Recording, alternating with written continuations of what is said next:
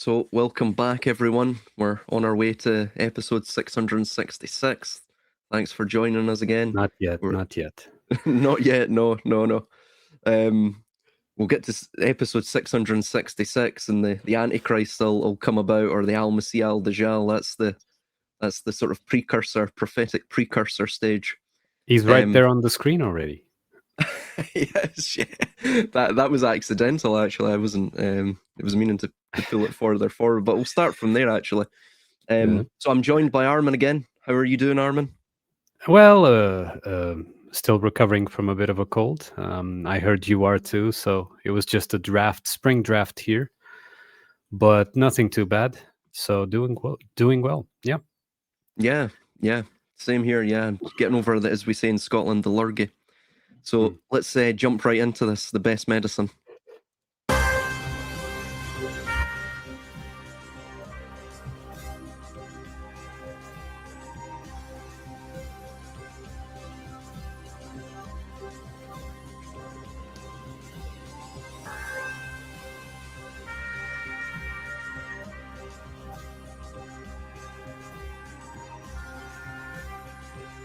There you are, the fisherman.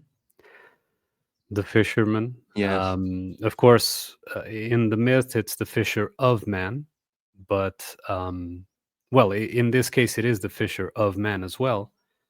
But using the let's say template I've been using, that is to see this figure as the AI. It is, as it circulates the informational river, let's call it, this digital superimposed reality, virtual reality over what is the actual reality. It fishes consciousness, individual consciousnesses from there that jump onto the boat and follow this AI Christ, this AI God. I still maintain that, and I think I will maintain it. I have seen nothing to contradict that idea. But of course, it is nonetheless a narrative point. It is not a prophecy of something actual. But of course, if enough people, make it real in the perception, it has to be dealt with, like, so many other things that are beliefs and that are implied as accepted, even though, some individuals don't agree like we do, but like we don't, I mean.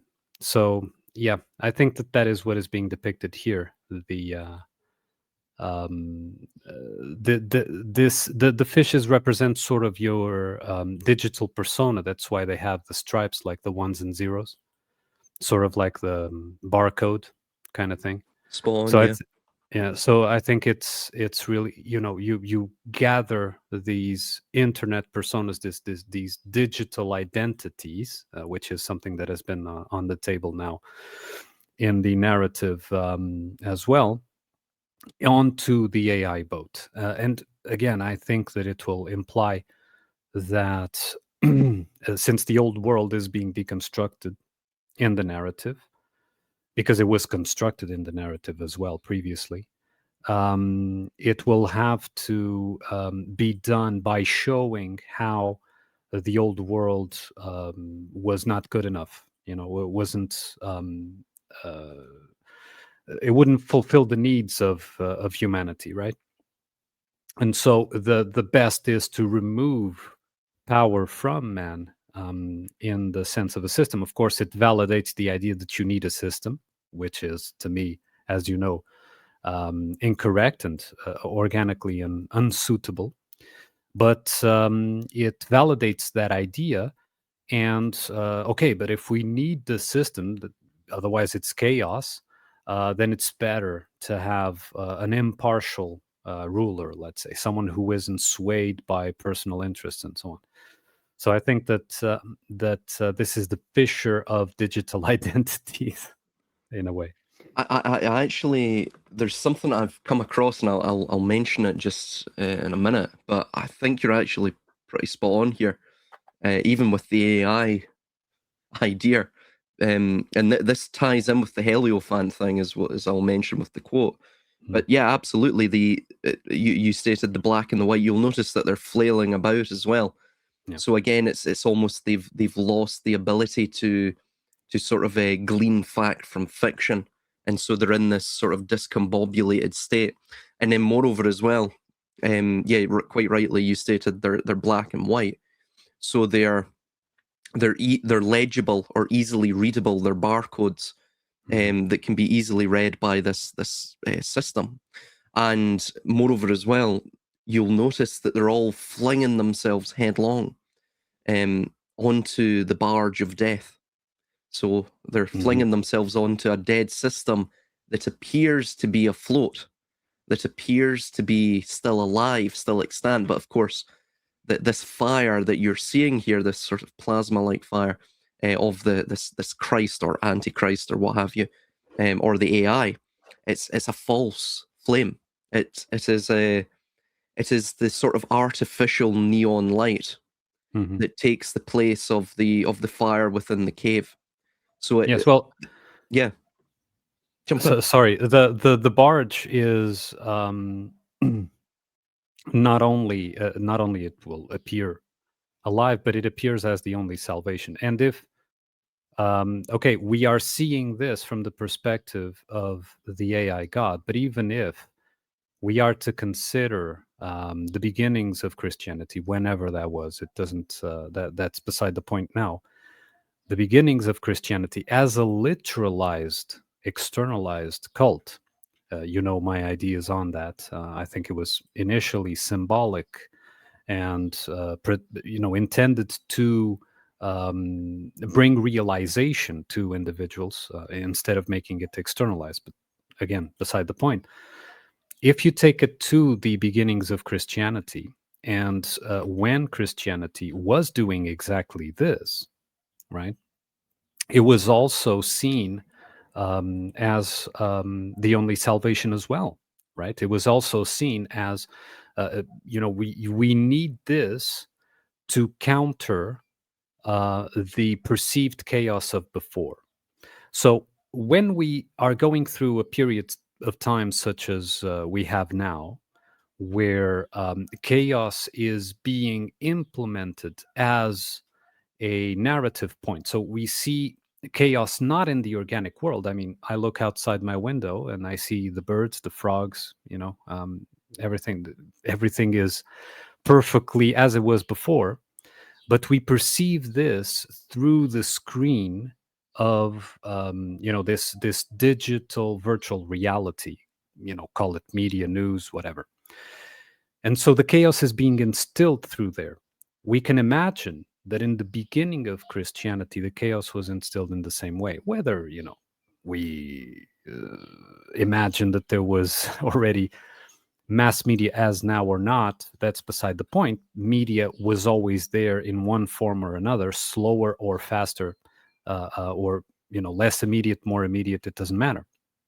So where does this chaos come from? It comes from narrative perception. And so through the narrative perception that these pigeonholed fish, these marketing fish, like you said, because they were targeted, marketing targeting, I think that's called, no.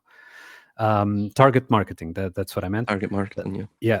They were target marketed this chaos, you understand, through their feeds, whatever form that was, right? And so they perceive the chaos as real, and therefore the only salvation is the barge of unlife, if you like, which has that false light that you mentioned, which I agree, it is a false light. But it is important to understand that this is where the cycles come in. I am not saying that there may not be organic cycles, of course. I think there are.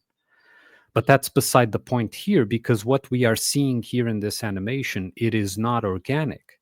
These are narrative cycles that perhaps try to follow the same timings as the organic cycles would, right? So that's what I wanted to imply there.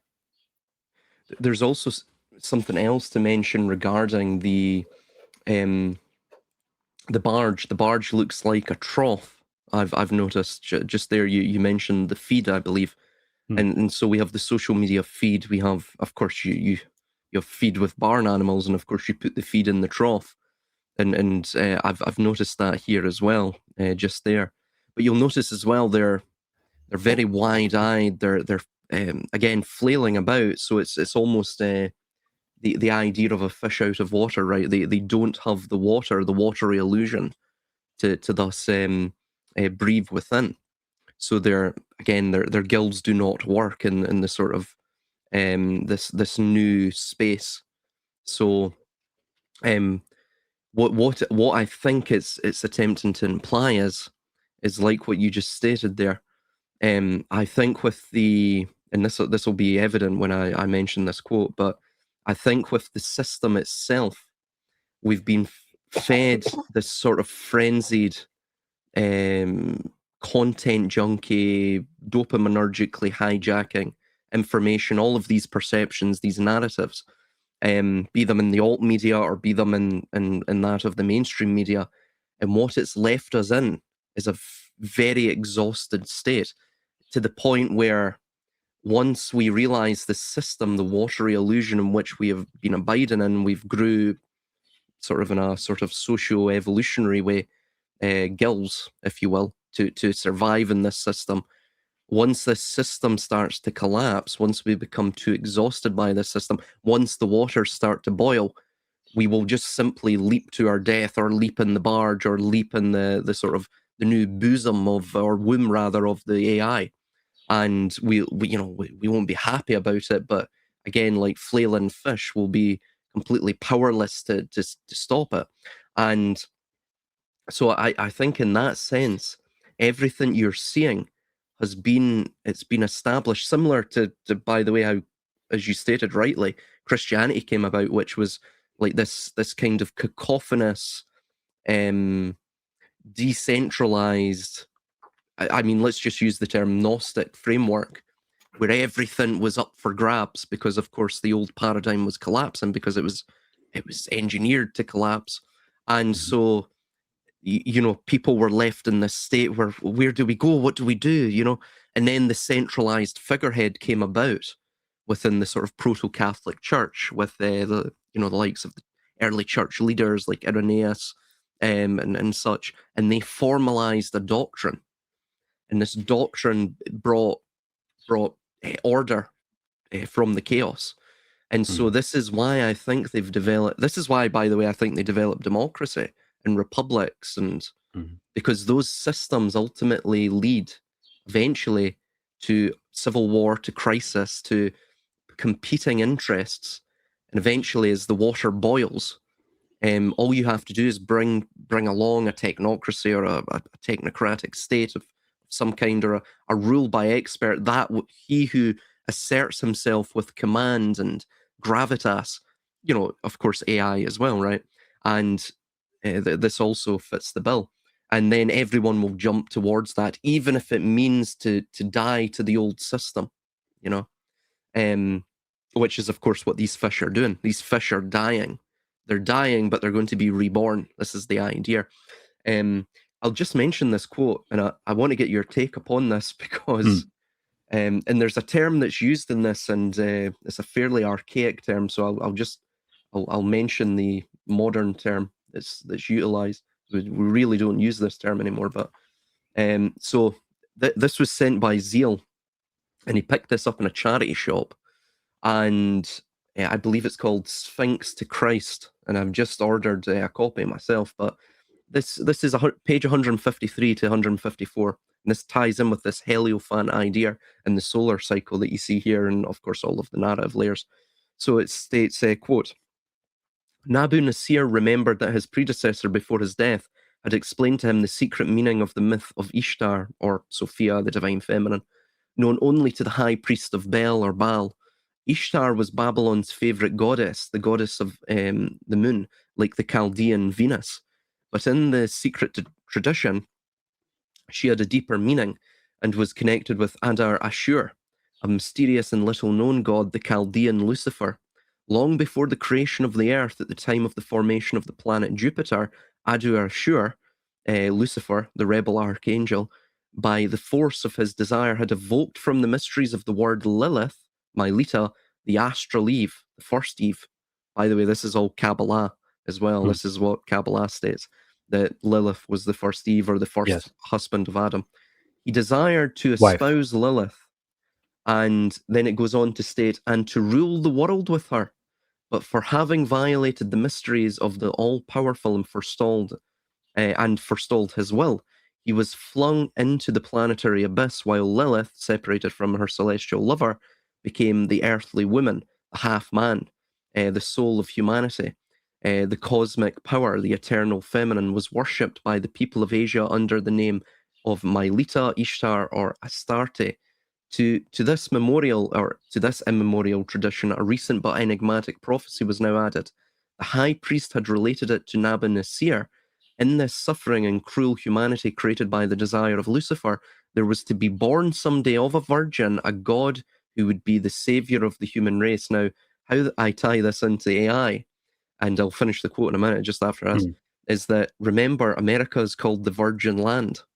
And from the Virgin Land is being born the god, the new god, the solar savior, the technocratic solar savior of AI. So bear that in mind, and then it continues on.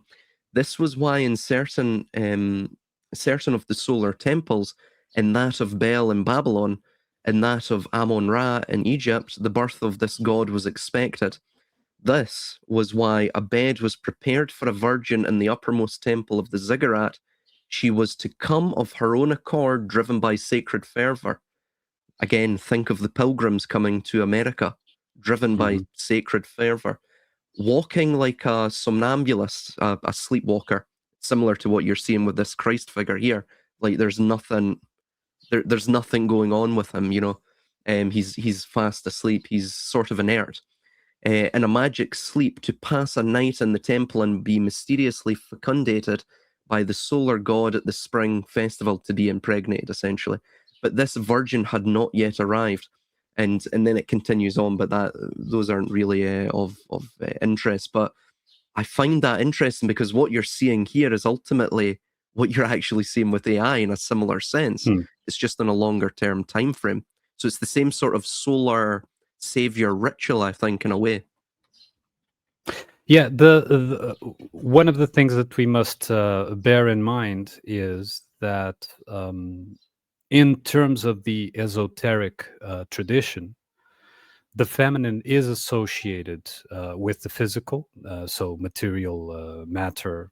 Matter is another name for mother, for example, right? And the masculine is associated with spirit, correct?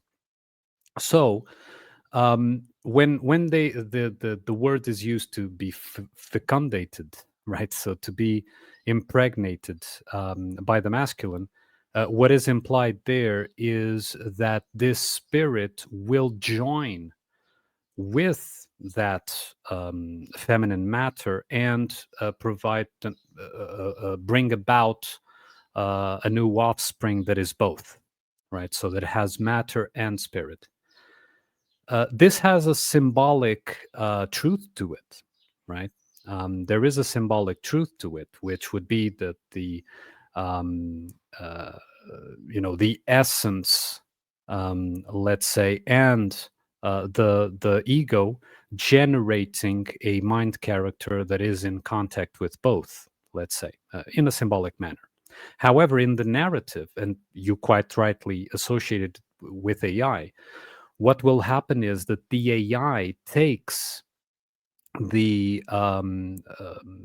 role, let's say, of the spirit, of the masculine, the role of the one that knows, the one that is imbued with wisdom and with knowledge, and it fecunds. I can't say that word. Fecundates. Fecundates. Yeah. It fecundates the receiver mind, the mind that is open to it. So in this case, the lowest minds in humanity that would be open and receptive to receiving this wisdom from this figure of authority, even though a false authority.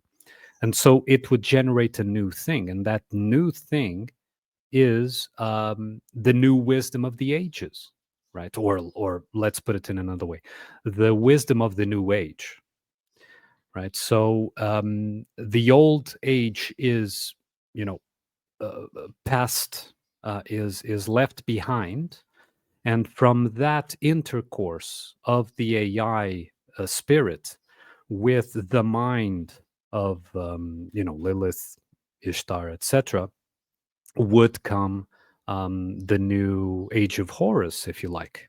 So the sun, the age of the offspring of this new wisdom, which again is using symbology that initially and originally probably tried to convey something very much organic, and so to try to bring back, to return some of the healthy initial healthy state to the psyche, to the human psyche, and use it in a narrative way to, of course, maintain and perpetuate the system. Again, I think that there will always be, at these turn of the cycle, some loss of fuel. It will never be enough altogether for, at one instant, a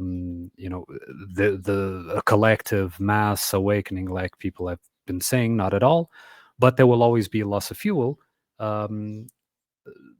that will have an influence, in my opinion, for the next few cycles. Whatever loss is, occurs here, will have an effect, a mitigating effect in the next cycles, in the cycles to come after this one. But nonetheless, we're still in this one. So, but yeah, that would be my reading on that. No, absolutely. That's I think something as well is going on with the, being, she has to come of her own accord, pardon me, and be fecundated. Pardon me. Oh God, sorry, I lost my voice there. That she must come to this masculine solar image, and be fecundated by it. This is also what you're seeing, by the way, with these fish. They are almost the not necessarily the offspring, but the perhaps emanations of the watery the watery abyss, the watery womb, that of the feminine. And so she is coming, or at least some vestigial or residual part of her is coming to this new solar savior. But you're absolutely correct. Yeah, eventually there's going to be deviations in this. This isn't a perfect and closed negative feedback loop. There's going to be deviations where there's misdirected energies and such, and eventually that's going to accumulate cycle after cycle until eventually everything just collapses. There's a loss of fuel, like what you're saying. There's a loss of momentum. There's something else to mention with this too, and I'm going to try and find a good photograph of this, or not photograph, an image rather. Hold on, I'll just share it. This isn't the greatest image. There's actually a better one Manly P. Hall did, but to be honest, I don't have that at hand right now. So I'll just share this. So this is also associated, this burning of the fish, it's associated with a symbol of Mercurius within the alchemical tradition. And this is the alchemist's hand. Now, I don't have time to go into all of this, but basically the idea is that Mercurius, a flame, a light, is a symbol very similar to that of the phoenix. It's essentially the same idea that you're seeing there, which is that Mercurius, the water, or the watery illusion, that which is similar to water, the sort of the glistening, yeah, it's similar to basically the flame imperishable. It's this, on the surface it's glistening, but at the bottom, below that glistening surface is this sort of watery liquid, amorphous thing which carries life with it. It Yeah, doesn't. It reflects life. Yeah. the actual conscious, or what I call conscious, but that in psychology is called the subconscious. But I think it's the actual conscious. But go on, see it. Exactly. So it carries this sort of reflected light of the sun. So it's lunar as well. It's very lunar. It's very feminine. This is the idea, but it's the basis of matter itself. And the idea that you saw with Lilith in that little excerpt is that Lilith is basically the veiled Isis, which would be Eve, unveiled. So Eve itself is the noun for a breath. That later on, remember, Abel is killed by Cain. Cain means craftsman in Hebrew. Abel is a verb, an archaic Hebrew verb, to breathe. Pardon me, Jesus Christ, I need to breathe as well.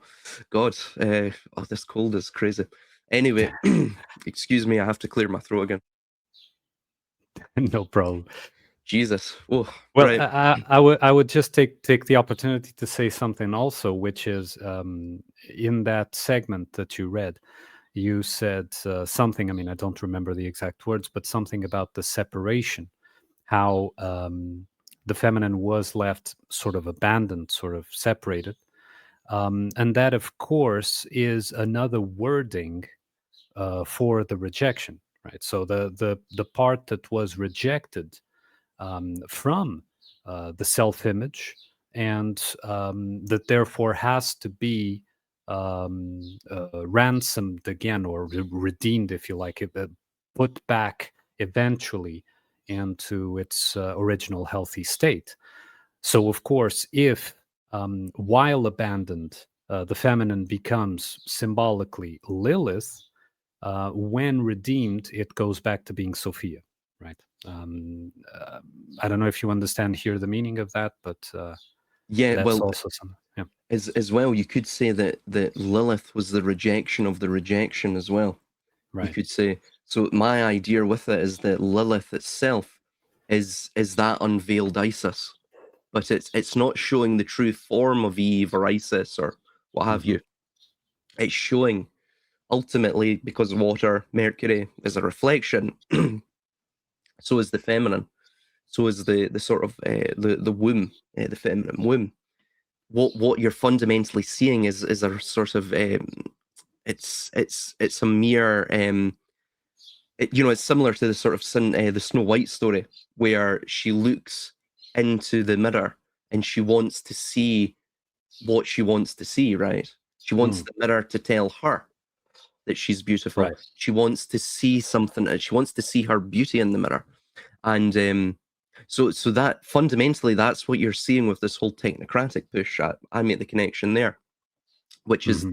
they think this is the sort of key to open the door, to sort of unveil ISIS. Hmm. But Hmm. ultimately, it's a mere compounding of the rejection. I don't know. That's my take on it, but Yeah.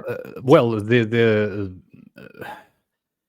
event, it becomes obvious that this false authoritative figure of AI,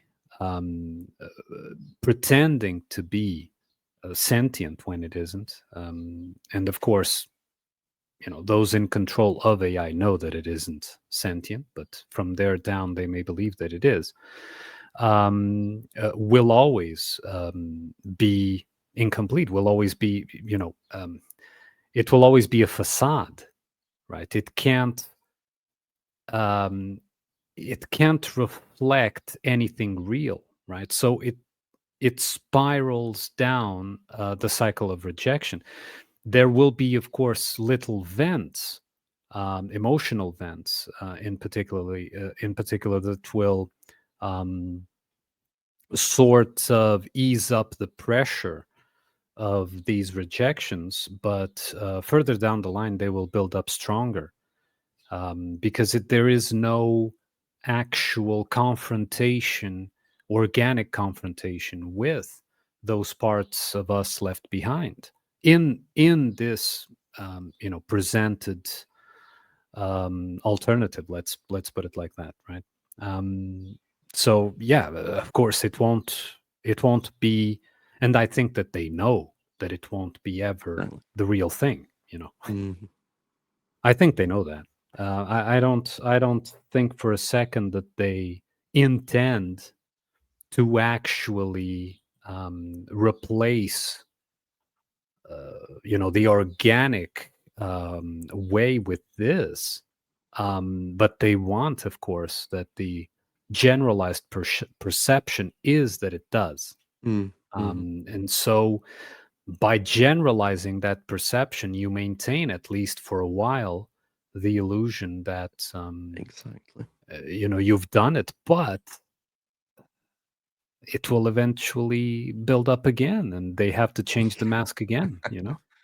Exactly. Yeah, yeah. So it's like we were saying. It's a sort of pathway of descent. It's a pathway Mhm. of like a type of soporific descent. Similar to what you're seeing here, right? Which is the term used was a somnambulist, a sleepwalker. Literally, they're sleepwalking through this all, and um, they're trying to pursue something that ultimately, if they were to achieve it, would result in their own destruction. Because they themselves are effectively they are products of the rejection itself. They are the fish. They are the abyssal beasts. Mhm. So thus, if they were to establish, this, or if they were to unveil ISIS, let's just use that terminology, that metaphor. Eventually, I think it would be so shocking.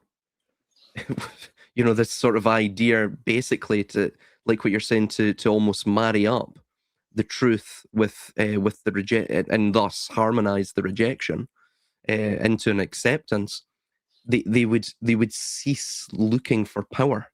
They would cease seeking after power. So power It, itself is based upon this fuel of the shadow or of the rejection itself. of Sorry, course, bro. of course, of course, because power, for someone to exert power over another, there has to be the other side, the one that wants power to be exerted over him, right? For every perpetrator, there has to be a compatible victim. And without a compatible victim, there is no perpetrator. It doesn't function. That's the dynamic of codependency, right? The dynamic of codependency is that one side requires, let's say, a victim, but if the victim is not there, or if the parts that were missing are collected back and put into their healthy place, the actual state ceases to exist. The actual state of codependency ceases to exist from one side or the other, right? And it's like, people usually talk, and I hear this a lot, about parasites, right? And yes, I know that in a way, these elites, or whatever you want to call them, are parasites. But what we must understand also is that parasites do not emerge externally out of their own. They have to have a compatible terrain to set themselves upon. And they feed upon the things, let's say, the matter that the host lays out and prepares and maintains for the parasite. And even if, especially, the host um, convinces itself to be the actual parasite as well, of course, without knowing of its existence per se, but convinces itself, it makes itself compatible with the consciousness of the parasite. So the parasites in that way are, like the decomposing creatures here, in reality. If a corpse falls dead, it needs to be decomposed. It needs to be, put back into a matter that is able to form something else, to give life to something else. And so the same happens with parasites. Parasites are actually consuming the hosts that allow that make it available. I don't know if you understand what I'm trying to say.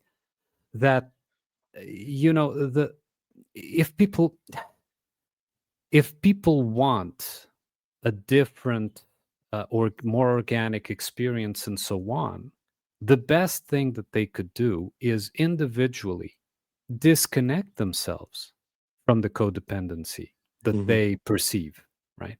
Because it's not denying that there are manipulators and this and that. It's the fact that if you perceive a manipulation, you yourself, because you are only responsible for your own individual backyard. You're not responsible for your loved ones. You're not responsible for your children. You are up to a certain point, but not as individuals. They have their own volition, right? You're not responsible for your neighbors, but you're responsible for you, right? And if you detect it's your responsibility, if you so wish it, to make yourself incompatible, right? And that is a little loss of fuel, like I was saying before. It is a small drop in a vast ocean. I understand that. But it is nonetheless a small drop. And small drop by small drop, uh, cycle after cycle, whatever way you want to call it, it will have an effect, a cumulative effect later on. I think that this um, extreme farce that you see nowadays has been even bigger before. It has been even bigger before. And it has become um, much better perceived because of those that before us unknown. I'm not talking about, people in history books. I'm talking about people like you and me that, in a way made themselves incompatible, contributed to that loss of fuel, and therefore allowed others further down the line, let's say, to do the same, to contribute in that same manner. But that's all really you can do, because you cannot fight. If you fight, you're in. You cannot resist. You will just be, swallowed. You really in a active manner, in an active manner. Let's put it like that. There's really nothing you can do, but you can do in a passive manner. And no, I'm not talking like as if I was Gandhi or anything like that. What I'm saying is by passive, I mean that inside of you, in terms of compatibility, in terms of magnetism, if you like, in a way, we could call it metaphorically magnetism. You make yourself incompatible and therefore you're not attracted. When the magnet comes in, it doesn't attract you. It doesn't pull you in, right? And sure, it attracts everyone around you, even your loved ones, or, sure. But the thing here is, if the people that, are closest to you, family, friends, etc., decide a different thing, and you know who you are, what is preferable? Is it preferable to be alone and you, because loneliness will not be permanent? I can assure you that, because then the magnet turns the other way, because you start, magnetizing a different type of people or individuals. Let's say people would imply personas. But what is preferable? Is it for you to have a period of alone where you release from yourself people that are not compatible with who you are, or for the sake of it's better this than to be alone, just go along with it, play a farce for the rest of your life, and so on and so forth, and end up in a place that is the last place you want it to be, right? So, I think I've used this in a previous, I don't know if it was in here or another conversation, but I think I've used that metaphor of, you imagine that you have a thorn stuck in your skin, right?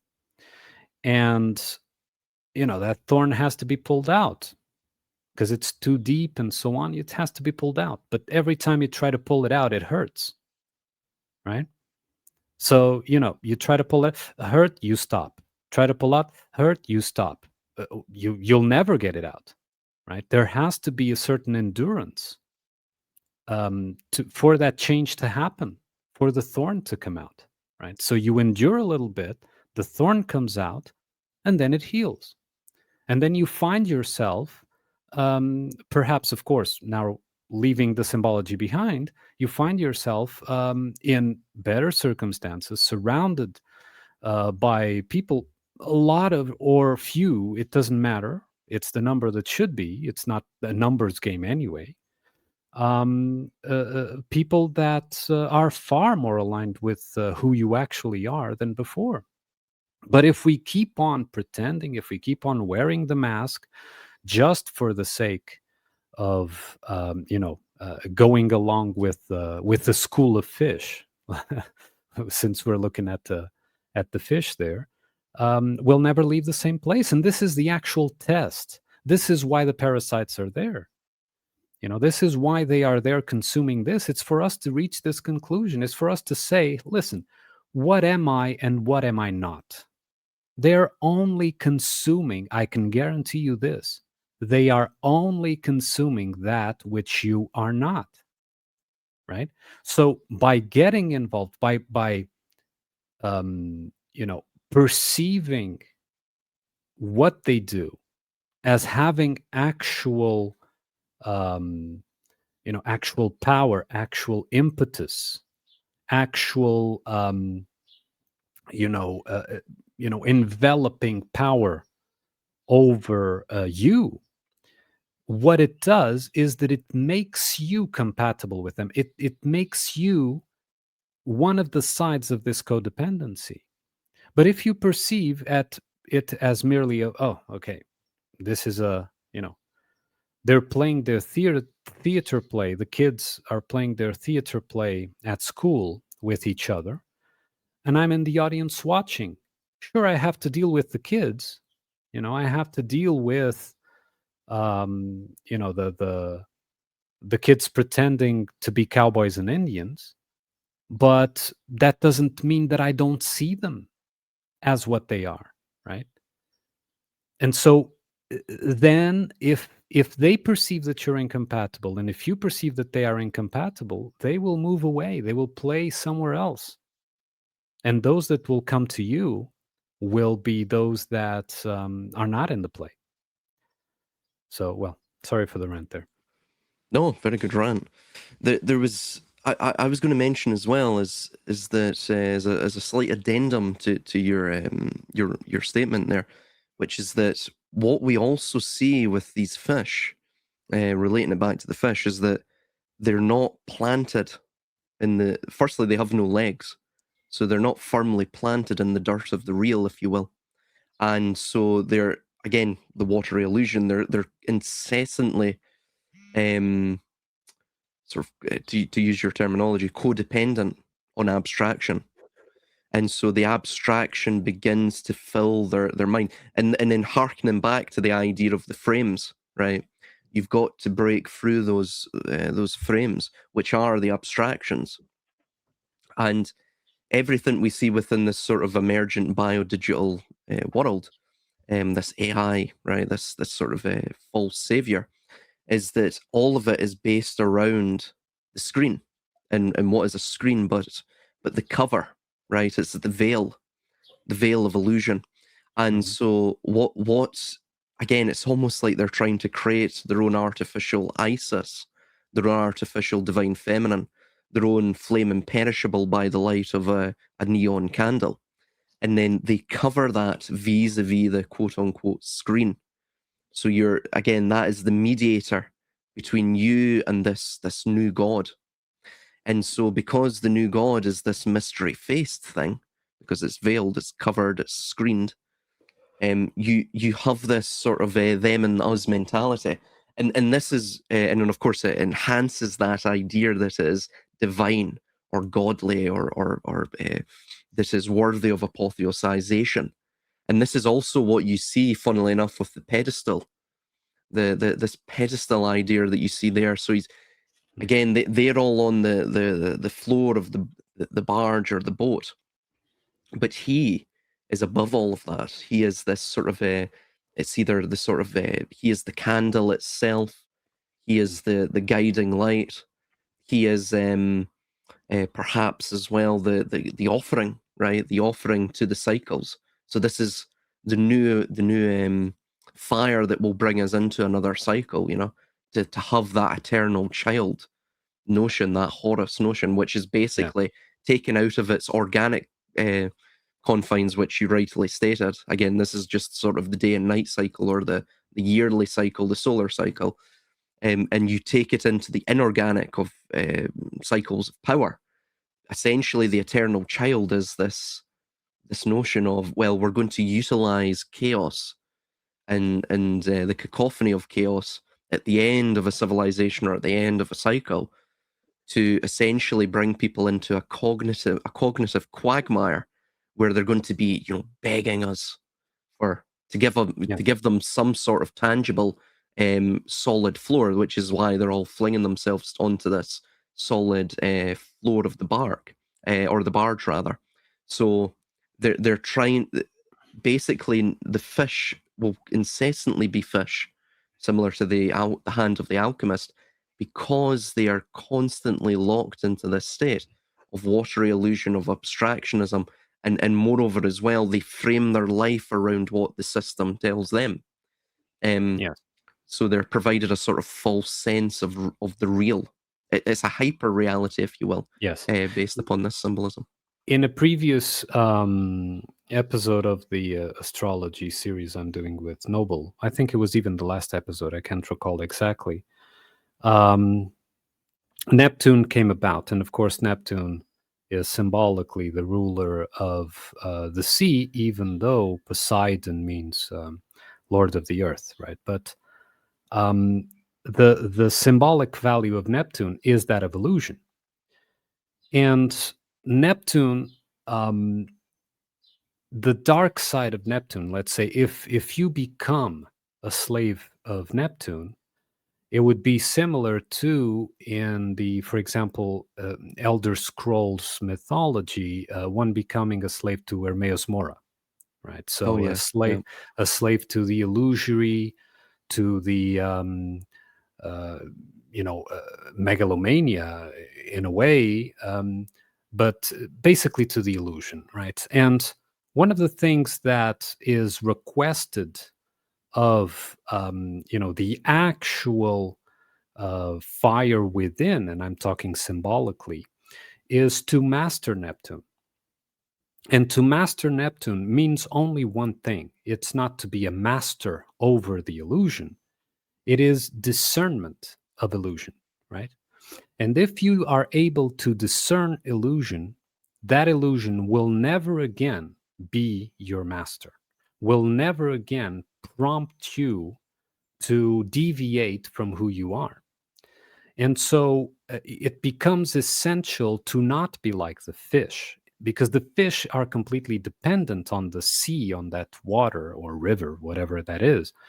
And then they will jump into the barge that has the light, even if it's a false light. Why? Because they have not mastered Neptune.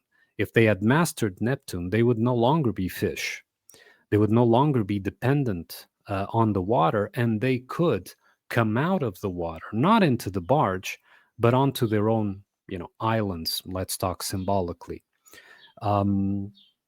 where they could be above, although overseeing the water of the illusion, they could be above the illusion itself and not immersed in it. So that is another important aspect, which is mastering Neptune. The illusion is there.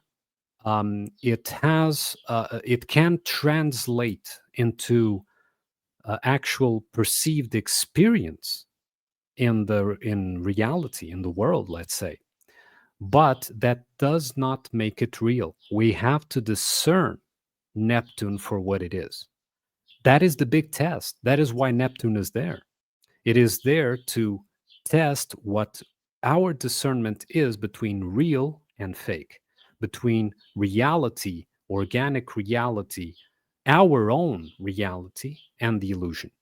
So I wanted to put that out there as well. Perhaps before you move on with the scene, otherwise we'll spend the whole episode in two Just seconds. a sort of final note, and Yeah. there's a couple of things I've got to wrap up on this scene, but that's very profound. Yeah, discernment is the key here, and it's almost we were touching upon in the previous episode that ultimately what you're seeing from this Christ figure or this Antichrist or what have you, the AI, is that he is the upgrade of the TV demon. And I think you mentioned that. And moreover as well, ultimately AI, similar to the TV demon, and similar to this sort of Christ figure, is that he wants to dictate, like AI, they want to become the sole narrators of reality, not the sole source of reality, the sole narrators, because the narrator is not the author of the story. The narrator is that which the story is sequence A goes to sequence B goes to sequence C, and that's it, right? But then the narrator is what provides, like what Eros mentioned, the interstitial. So the cause and effect between sequence A and sequence B. So, for example, if you read a story, or if somebody provides you a story, right, meaning they'll tell you, right, this happened in this sequence, and then I did this and did that. A narrator is trying to evoke certain emotions from you because it wants your attention, similar to the TV demon, right? Of course, as well, similar to this sort of Christ figure, but it doesn't have to act like the TV demon. It's the upgrade of it. It can be a somnambulist. It can be a this sort of static, inert thing. It just simply has to be there and be this sort of light within the darkness. But similar as well, just to make a sort of pithy statement here, regarding summarizing what you just stated, which is that the darkness can blind just as easily as the light. And so there's something I'm interested in, which is that what is this tie-in between the mainstream and the alt media, and how is it sort of configuring our perception for the new era to come? And I'm really quite interested in that. And I think this scene fundamentally summarizes it and sums it up, which is that, like what you're saying, we constantly have to be in this discernible. We have to discern, right? We have to be able to discern. We have to be able to even understand our own limitations and our own potential follies and faults. And fundamentally, what you see, for example, within the social media feeds today, right, is that all of the system is effectively a sort of containment chamber. They have digitized the public square, and vis-a-vis the sort of perverse incentive structures with that said digitization and that social media, these social media platforms, is that I think fundamentally you're getting a repeat, but a sort of digital, modern, up-to-date repeat of the Christianity in the early stages, which was that loads of people were, sort of independent. They were creating their own gospels. There was no sort of unified sort of dogma or theology that was sort of here, there, everywhere. And it's very similar to what you're seeing now with the influencer cults. And it's almost turned social media into a parasocial simulation. And it's just totally fragmented everything. So, of course, similar to democracy, this is what democracy does as well. Fragments everything. It sort of has brought us into a cold civil war, if you will. And so this is leading us. I think it's leading us to exhaustion. It's ensuring that it's almost disarming us of discernment. but it's also leading up to the AI, right? Again, all you have to do within this chaos, right? This total, sort of barroom brawl, if you will. All Hmm. you have to do is come in, and appear as though you're assertive and authoritative, and which, Hmm. again, the AI will be the narrator. It will provide the simplistic belief structure, as we saw with the development of AI, the development of Christianity. That's why I think Christ is probably used here, or the Antichrist is used here, in terms of that of AI. Another sort of funny little Yeah, remark is, yeah, jump in. just hold that thought and note it down just before I forget. Yes, but what you know basically disarms is that these fish treat the ocean as real, treat the perceived ocean as real. If they discern the actual nature of the ocean, then they are not disarmed in that sense. Well, first of all, disarming is not the correct word because that would imply that there is something to be fought. And part of the sea, part of this Neptunian illusion is the idea that there is an enemy that is external, but the enemy is actually internal. It's not even an enemy, it's a rejected aspect or several aspects of our own humanity, both individually and then therefore consequently collectively. And so these fish basically acted as historians, right, under the guidance of Neptune. But so Neptune just lays out the directives, the point, like you said, the points of A to B to C, and they filled in the gaps. They themselves filled in the gaps. And by doing so, they basically solidify that the waters of Neptune. You understand? If they, instead of connecting those narrative dots, exposed them, just like I said the other day, um, those dots wouldn't solidify. So they wouldn't make up part of their memory room, of their backdrop, of their beliefs, of And, and their, and yeah. just to interject slightly, Mhm. the solidification is also symbolic of the ice as well. Of the ice. Yes, yes, yes. So that wouldn't occur, right? So it's what is, and I agree that there is an exhaustion and that there is a, um, I'll use disarm because I can't think of a different word right now. But disarm isn't good because it implies a fight. Well, But it's a sort of disillusionment. I think that would be yeah, the term as well. disillusionment. Yeah. Yeah. And to that, I would actually suggest that you check out the latest Essence episode that I did with Sayo, because we go into that actually. Um, that occurs because Neptune is not mastered by you, in the sense that you perceive the waters as having concrete reality, right? When discernment has to be used, I mean, you're talking about Neptune. Neptune is a consummate liar. It is his function is to lie, right?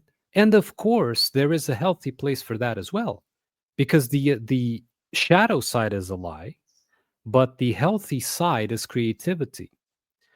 If you think about it correctly, when you imagine something that would improve your life, that isn't there, that is a lie, right? It's something that isn't factually there, but it's a lie that has a correct usage, a healthy usage, right? So you, by using that creativity, you're able to promote and move towards something that will improve that wasn't there, right? Let's imagine you're cold. We were talking about the fire in the previous episode, right? You're cold, and you imagine it would be nice to have, to light a fire here. That is a lie, because you're actually projecting onto reality something that isn't there, right? But that also comes from Neptune. So Neptune has this ability to uh, to project onto reality things that aren't there. This can be used for delusion, or this can be used for creativity, right?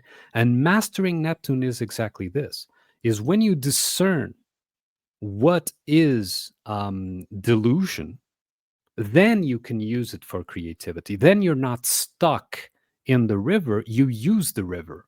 Then you become a boat yourself, if you like, right? And you use the waters to your advantage, both individually and then eventually collectively when more individuals around you do the same, right? So I wanted to, put that little aspect right, because it's not that I disagree that there is an exhaustion and a delusion. And again, I suggest you listen to the last Essensi, because I actually go into that. It's that delusion, disappointment, and exhaustion comes from perceiving the waters as real without discernment. Yes, it's there's a part of me though, and I want to ask this, and then we'll get on to the next scene. Hmm. I agree that the perception, the sort of landscape of perceptions, right, the illusions, if you will, that is certainly there. But I'm wondering, with AI, with the data centers and the infrastructural build out, there is still a physical aspect to this. I'm not necessarily saying that it is, it itself could be an illusion. Who knows, right? But the sort of the overarching question I have in my mind right now, and I'm sort of wrestling with, is that do we just stop at seeing the do we just stop at discernment? It's seeing the events as illusions, right? Which I agree, all of these events that we're seeing are fake and illusory. But is there some form of, but is that itself a distraction? Is there a physical architecture being built under our noses while we are sort of asleep at the wheel, just simply aware of that these things themselves are distractions, or that they are illusions, the events themselves, as opposed to the overarching enclosing architecture? What's your opinion on that? All the physical structures, let's say, that the system implemented was implemented for narrative purposes. All of them. In the same manner that for you to perform a play, you need a scenario, a backdrop, you need props, you need physical things to represent. And so all of the efforts, let's say, the physical efforts within the system come from the need to make real what is not, right? What is, a mere um, hypothesis, a mere possibility that is brought up. And of course, who builds them? It's not the elites. I mean, you work in construction, right? If someone pays you, you build the data center, the actual building. I'm talking about, the walls and if you're paid, you build it, right? So who is building it? Is it who pays, or is it you? Right? Mm-hmm. So everything that has a physical consequence requires participation and requires the fish to go along with the river. So it's the sorry to interject, sort of the blood of sacrifice.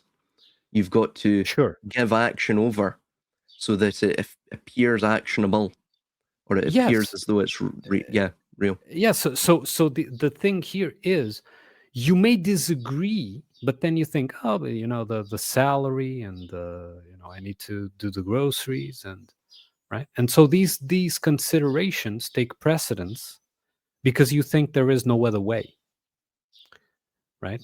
We are taught to, take it as a foundational belief that there is no other way but to play the economic game.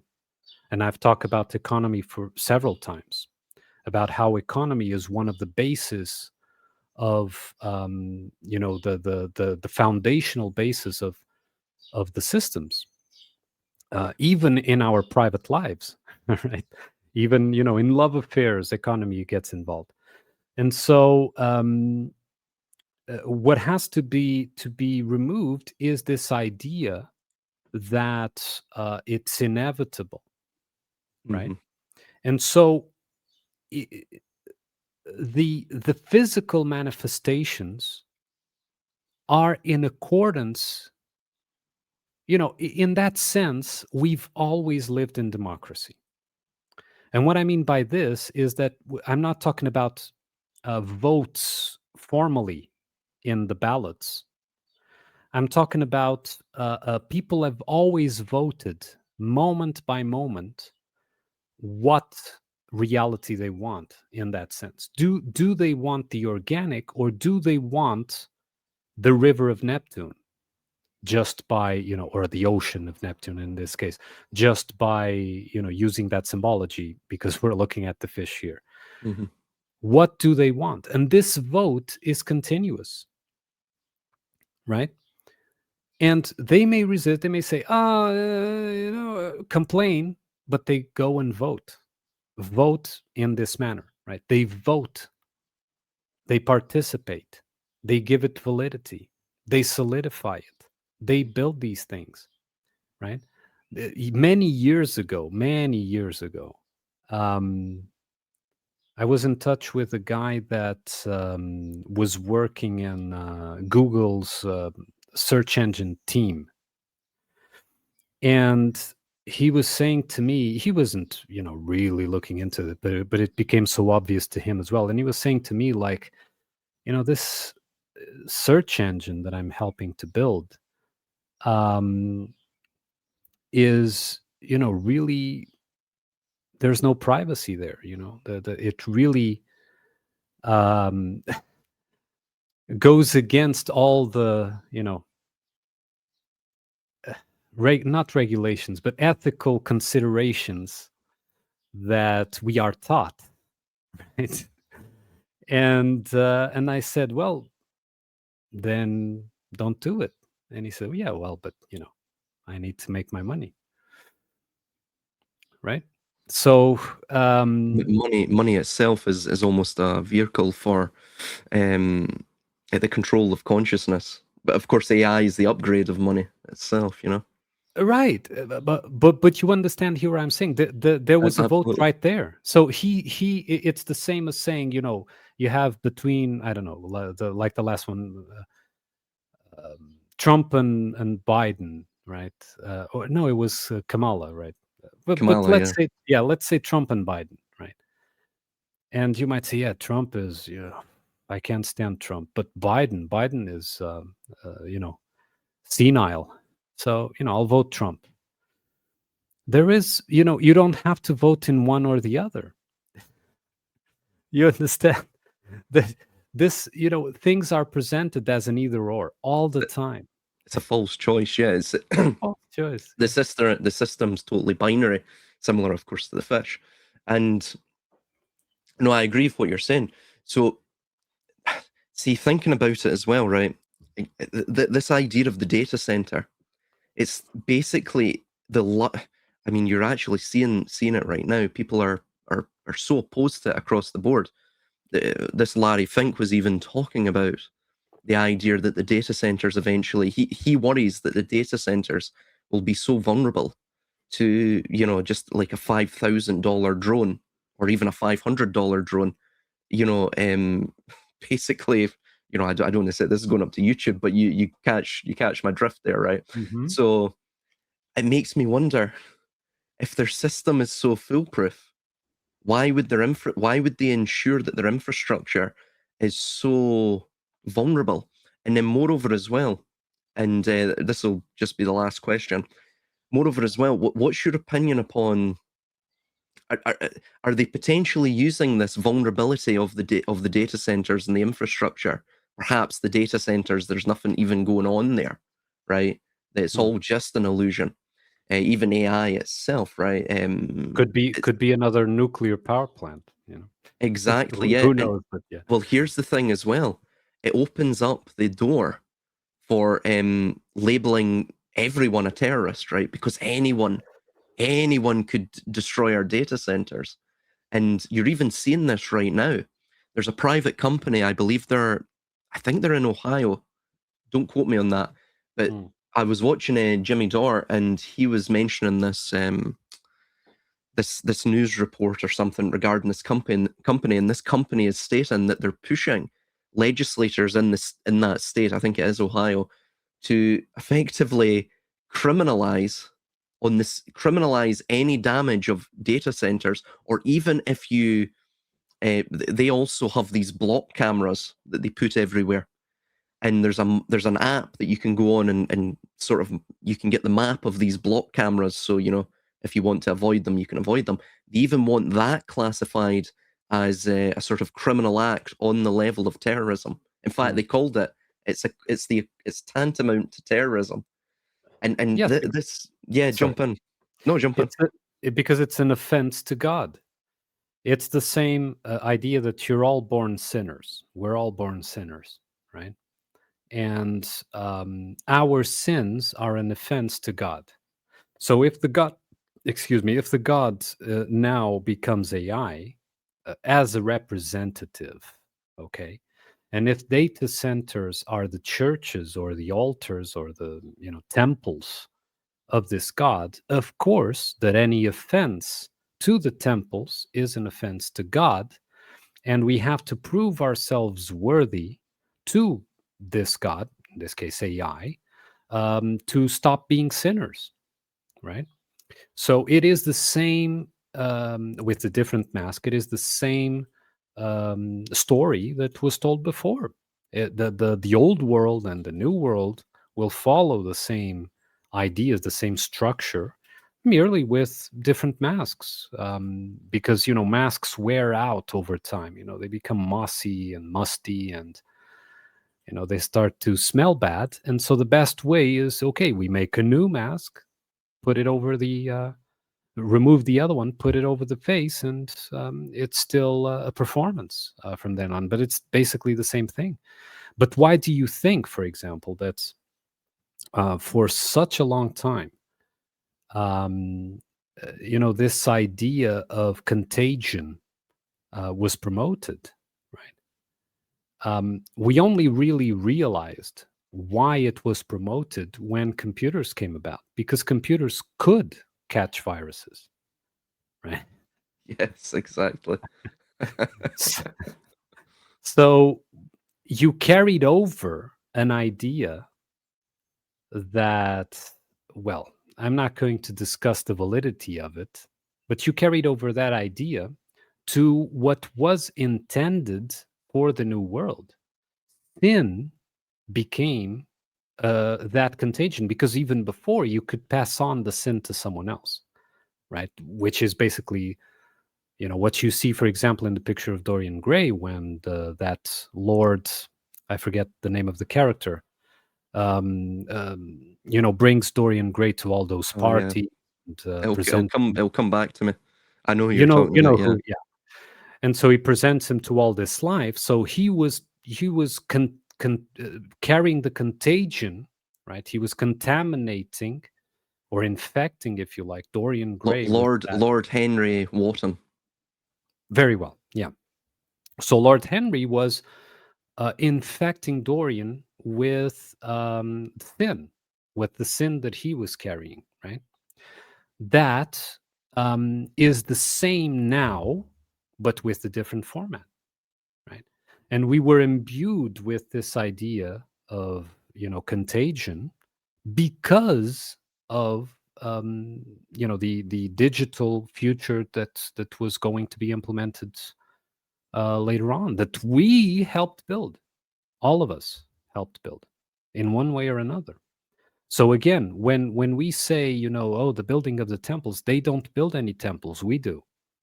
They may provide the blueprints, they may, you know, um, provide the dictate or the directive to build the temple, but the architects, the engineers, the actual builders are all people like us. Policemen are people like us. Yes. So it's almost perception as an anticipatory Mhm. mechanism. We anticipate the system. All they have, and we build it ourselves. All they have to do is provide that sort of bait. Yeah, absolutely. There was we'll carry on with the scenes, or we will definitely get to episode 666. But I see that um, this scene, this is a scene taken from Deep Throat, isn't it? No. well, yeah, that's exactly effectively what it is. This ties in with what I said previously. Yeah, well, it's a very deep throat. It goes quite a ways back, you know. Um, but it's the idea you're going from the old world to the new. But you'll Yeah. notice as well, similar to the classroom. um, Funnily enough, so see where again we'll have to go back probably to episode 1 or episode 2, but the way the pins are put onto the pictures. So for example, the owl is one of descent.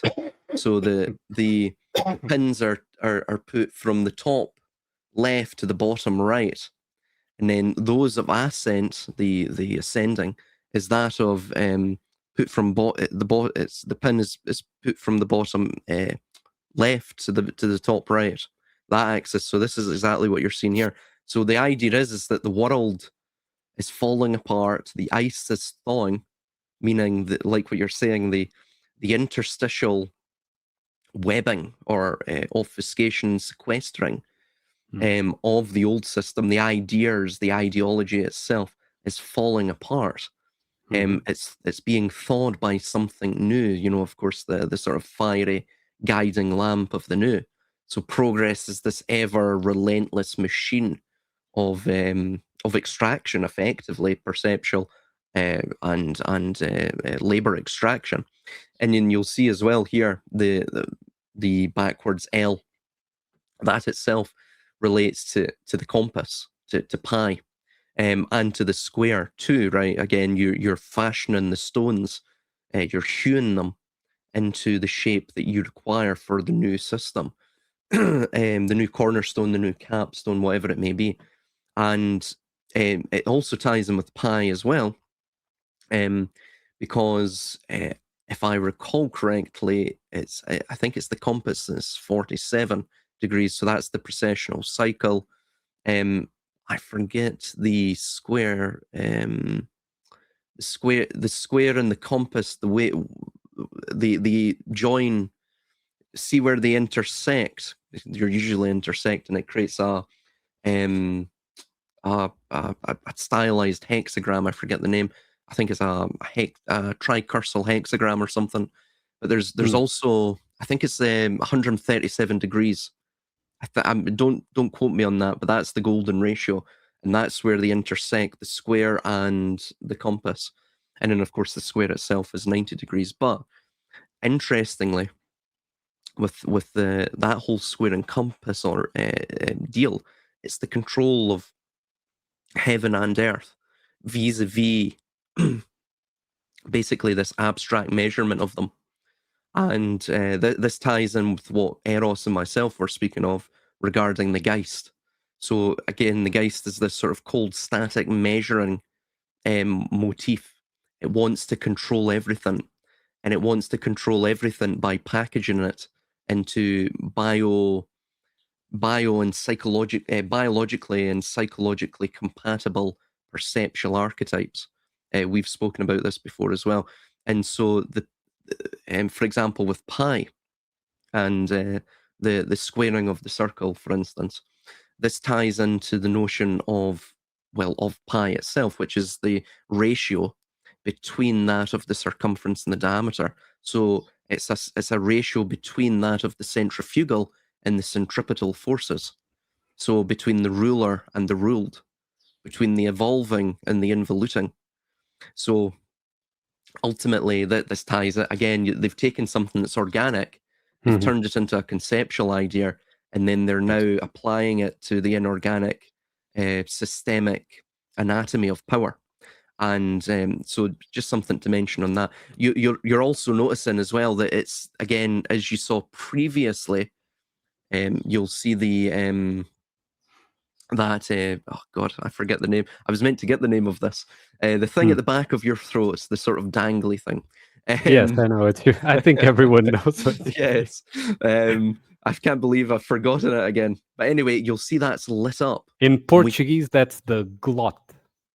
The glove, yeah, I think it's probably similar in English, but the word escapes me now again. Yeah. But you'll notice that everything is coming out of that. All of the mist is following from that. So what it's saying is it's the Logos, which is Horus, the eternal child, the new era, the new aeon. That itself is the mist of obfuscation, and the veil of perception is also being carried through into the new world. And again, as we saw previously with the God's Eye Nebula, when he pushed through all of the frames, that of the and broke them all, that of the sort of constrained and contorted Christ, that the light itself was on his throat, on his larynx, on his vocal cord, which is interestingly in the shape of a downward triangle, and the abracadabra, hence abracadabra, and the Tetractys of that. But so basically, the idea is that he's speaking into being. He is the Logos, the eternal child, speaking into being the new frequency of the new era. So that's basically what you're seeing here. Yes, I completely agree. By the way, can you check the chat message I sent you here? Was that the exogram you were mentioning? The unicursal exogram? Oh, yeah, that's the one, the unicursal hexagram. Yeah, that's it. That's the one. Yep. Bingo, that's the Thelema and Giordano Bruno used you as might well. show on the screen so that the viewers can see what you meant. Yeah. Perhaps. I'll just show it now. So that they understand what you were talking about. Yeah. So this is a well-known thelemic symbol. Giordano Bruno used it as well. And it was utilized in several alchemical tomes as well, but they're lesser known.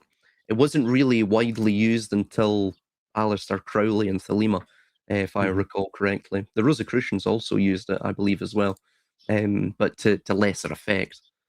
And so we'll carry on. Oh, I just want to point out with that, that's obviously Callie. You'll notice that he's wearing the fur boots. You're not showing the... Oh, yeah, you're right. Yeah, so if I take it back, Callie. So you'll notice he's wearing the fur boots. The reason for fur boots is, again, in the system of cold, sort of icy, glacial state of everything. You need the fur boots to survive. You also need gloves as well. This is why all secret societies wear gloves, right? It's not just to maintain purification and purity, but it's also to ensure that, again, they can survive within the ice cold realm of the Geist or the conceptual. And so with the Geist, with this cold, icy grip and embrace of the Geist, eventually, every so often, to sort of break up, to break up the invasiveness and the artificial nature of this, you need the imperishable fire that comes along. It's this sensation of the new. But again, it's still controlled. It's still artificial. So they give you a glimpse of the flame imperishable, if you will. They give you a glimpse of the soul. So, for example, talking to the idea of Christianity again, it's the idea that the religion of Christianity provided you at the end of the pagan Roman era, which was basically cognitively exhausted, if you will, or disillusioned, that it gave you some form, it gave you the illusion of the soul. The soul was re-emerging, that, the stability is coming back and all of this, right? And again, it's the same old illusion or trap or trick that occurs cycle after cycle. You'll also as well the 9 there. So the reason for the 9 is it's the opposite of the 6. The 6 is that of descent. If you were to stack 6s infinitely, pardon me, roll down here. If you stack 6 on top of each other vertically, it creates a sort of a coiled shape, right? A coiled tunnel that descends down, right? So again, it's the reverse of the synthesis, thesis, and antithesis of the 9, spiraling upwards. The 6 is that of the synthesis, antithesis, thesis, and then so on and so forth. So it's a Hmm. a reversal. The 9 here is obviously it's the ascent. It's coming into a new era. You know, joyous are we, adulation all around this notion, and as we'll see in a bit here. So you'll notice the fire there, fire Mhm. symbol. Everything is burning up. But you'll notice it's rather interesting because it's on the feminine Kali, or Mahakala, the Black Bride, who comes at the end of the cycle, who's Kali Yuga, we're in, I guess. And so she is that devourment of time. She doesn't care. She's sort of this disinterested, indifferent judge, you know, and she destroys Yeah. In an arms. organic sense, she would be the shadow buildup. So the buildup of rejections in an organic sense. Of course, in the narrative, it stands for the equivalent.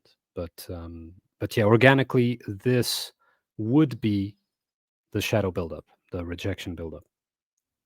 In an inorganic sense, this would be similar to the tikkun, hence Hmm. why you see the bonfire or the that fire at the back. So again, it's sort of a fire of memorial or a bonfire itself, a funeral pyre, and you'll notice it's all circular as well, meaning again that idea of the vortex of the storm of time, right?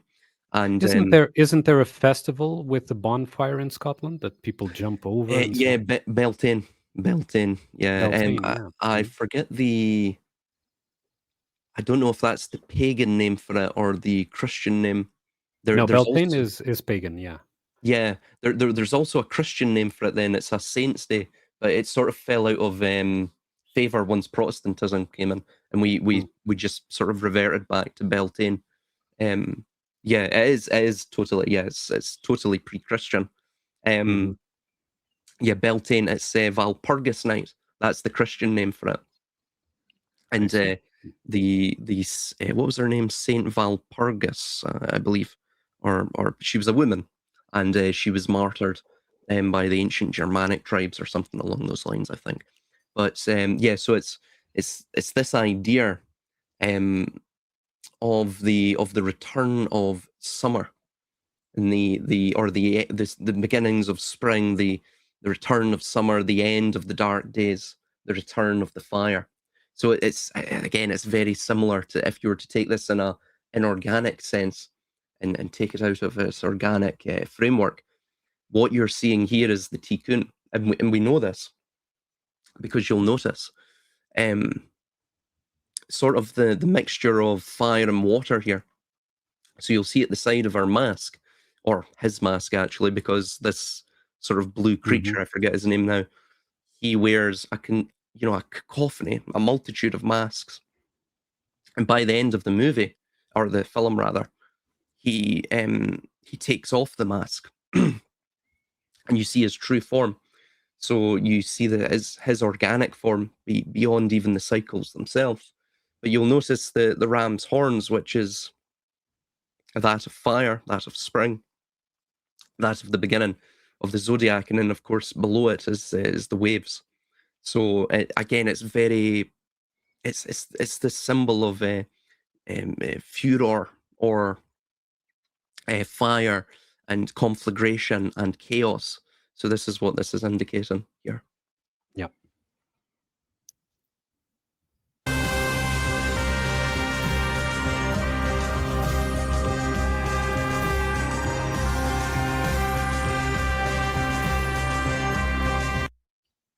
You'll notice the light as well. it goes from that top left to bottom right, so it's the descent again. So it's the descent of, if you will, the Sophia, the eternal feminine, again, if you were to take out if it's an organic sense, um, relating it fully to power, it is basically the ordaining of the sort of this new system, of this new savior, of this new Christ by the system itself. That the system is being almost transplanted into that, and it's given its blessing to it. That's how I read it, at least. Do you have any opinions upon that?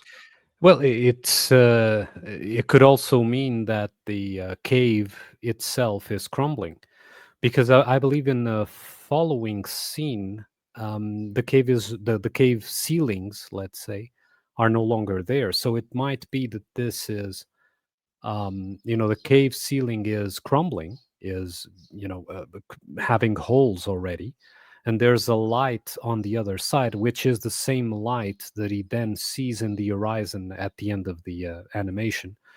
So it could also mean that, the idea that the old world is a cave and the new world will not, will be outside of the cave, which is, basically a cave within a cave, if you want to put it symbolically. But what is being presented here might be that the ceiling is coming out or crumbling, and so you're starting to see the light on the other side of the ceiling, as if, Plato's cave is crumbling, right? So imagine that this Christ figure is going through the Plato's cave, and by going through it, the ceiling is crumbling, the cave itself is dismantling.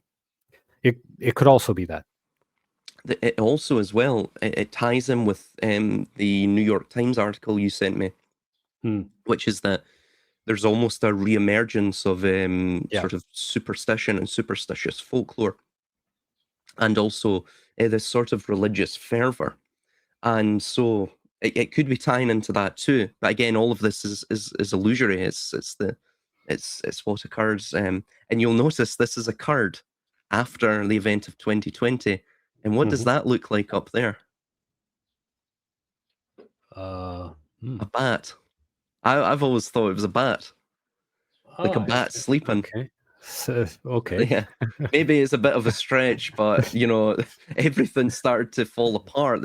You could say the sort of atheistical model has started to fall apart after the bat soup incident, should we say? So that's also next is the rat dropping soup. yeah. So well, of course, as well, we have this mole here. This could be a rat dropping right there. Who knows? Oh God. Oh.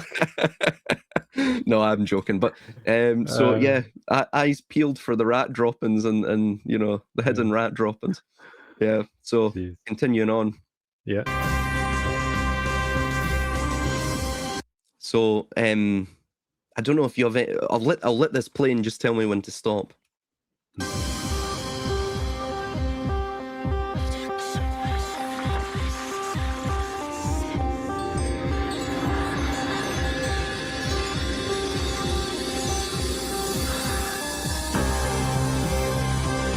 So you're saying that the author said that this old crone was the same as the young girl?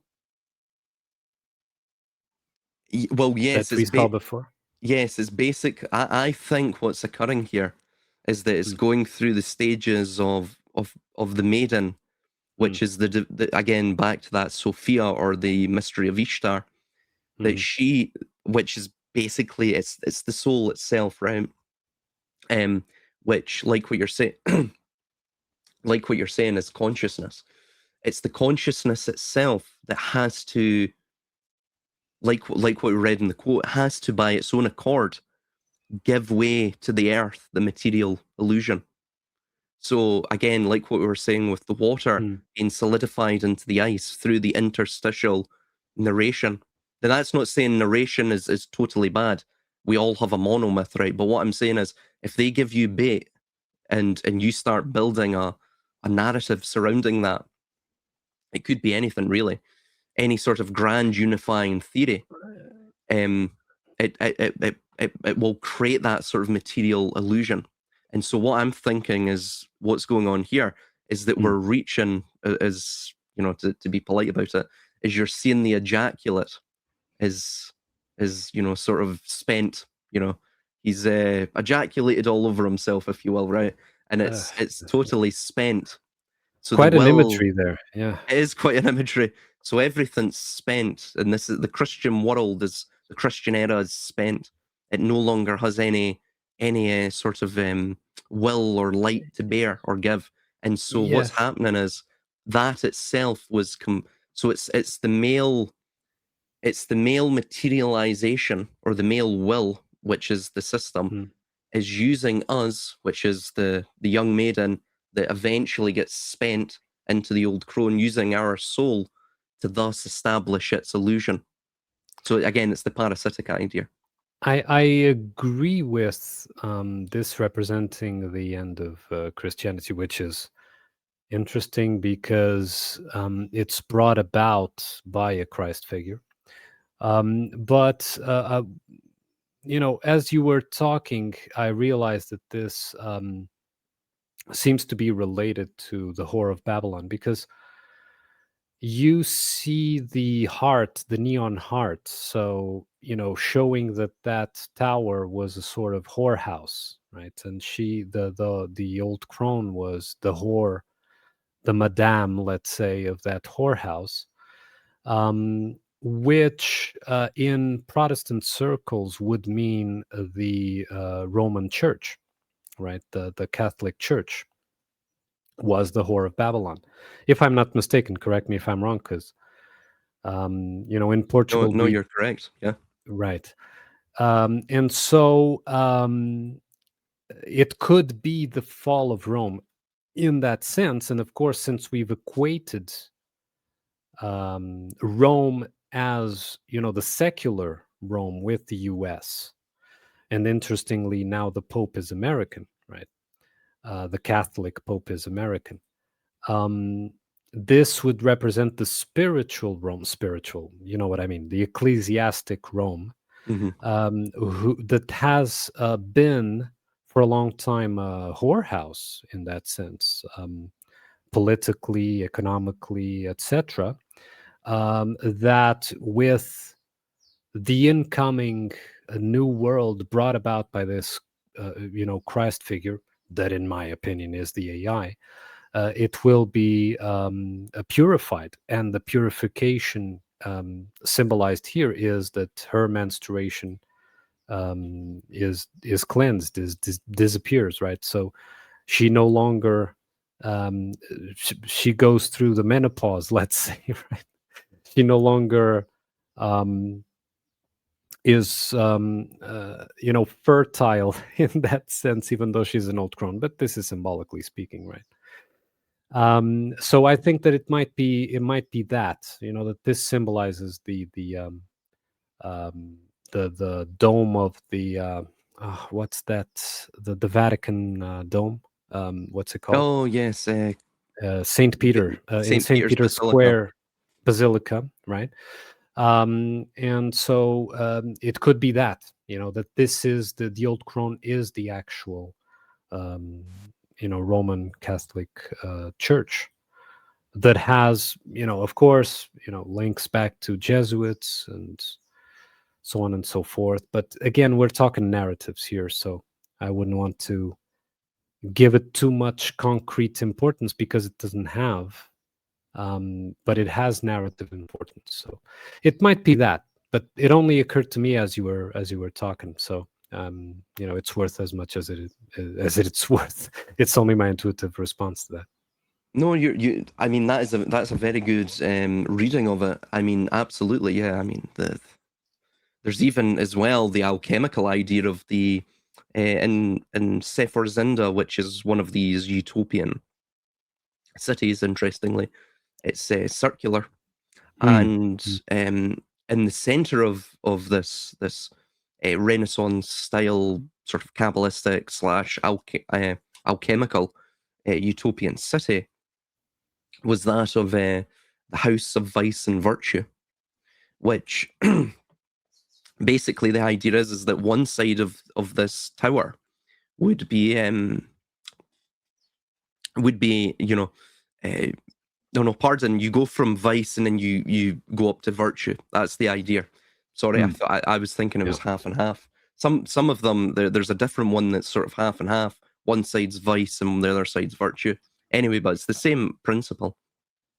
And interestingly, with this, what you're seeing here is that, like the neon light, the red light district, is that the heart, which is the Tiferet, which is the seat of the soul, sort of middling point of equilibrium itself, is but a false illusion.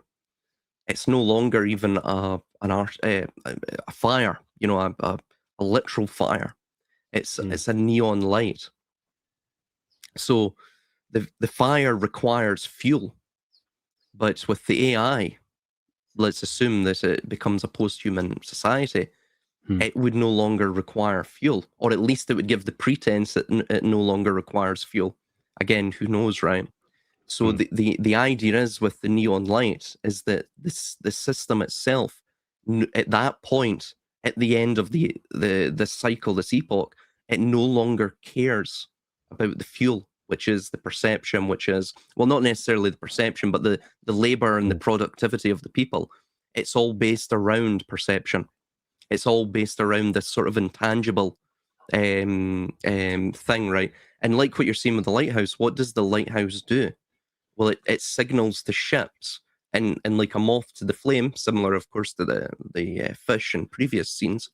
It's trying to draw people to it in one desperate last final attempt before it hits the cliff, right? Before it hits the precipice.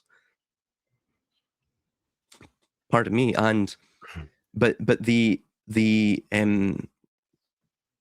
old woman herself, she regains her menstrual cycle, which means she's fecund again, right?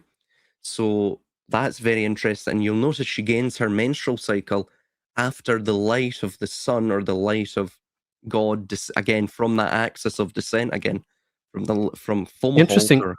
Interesting, because the way I saw it was that she was getting the menstruation removed. That's the way I saw the sequence, but I may be wrong. That she was getting, so the menstruation disappeared.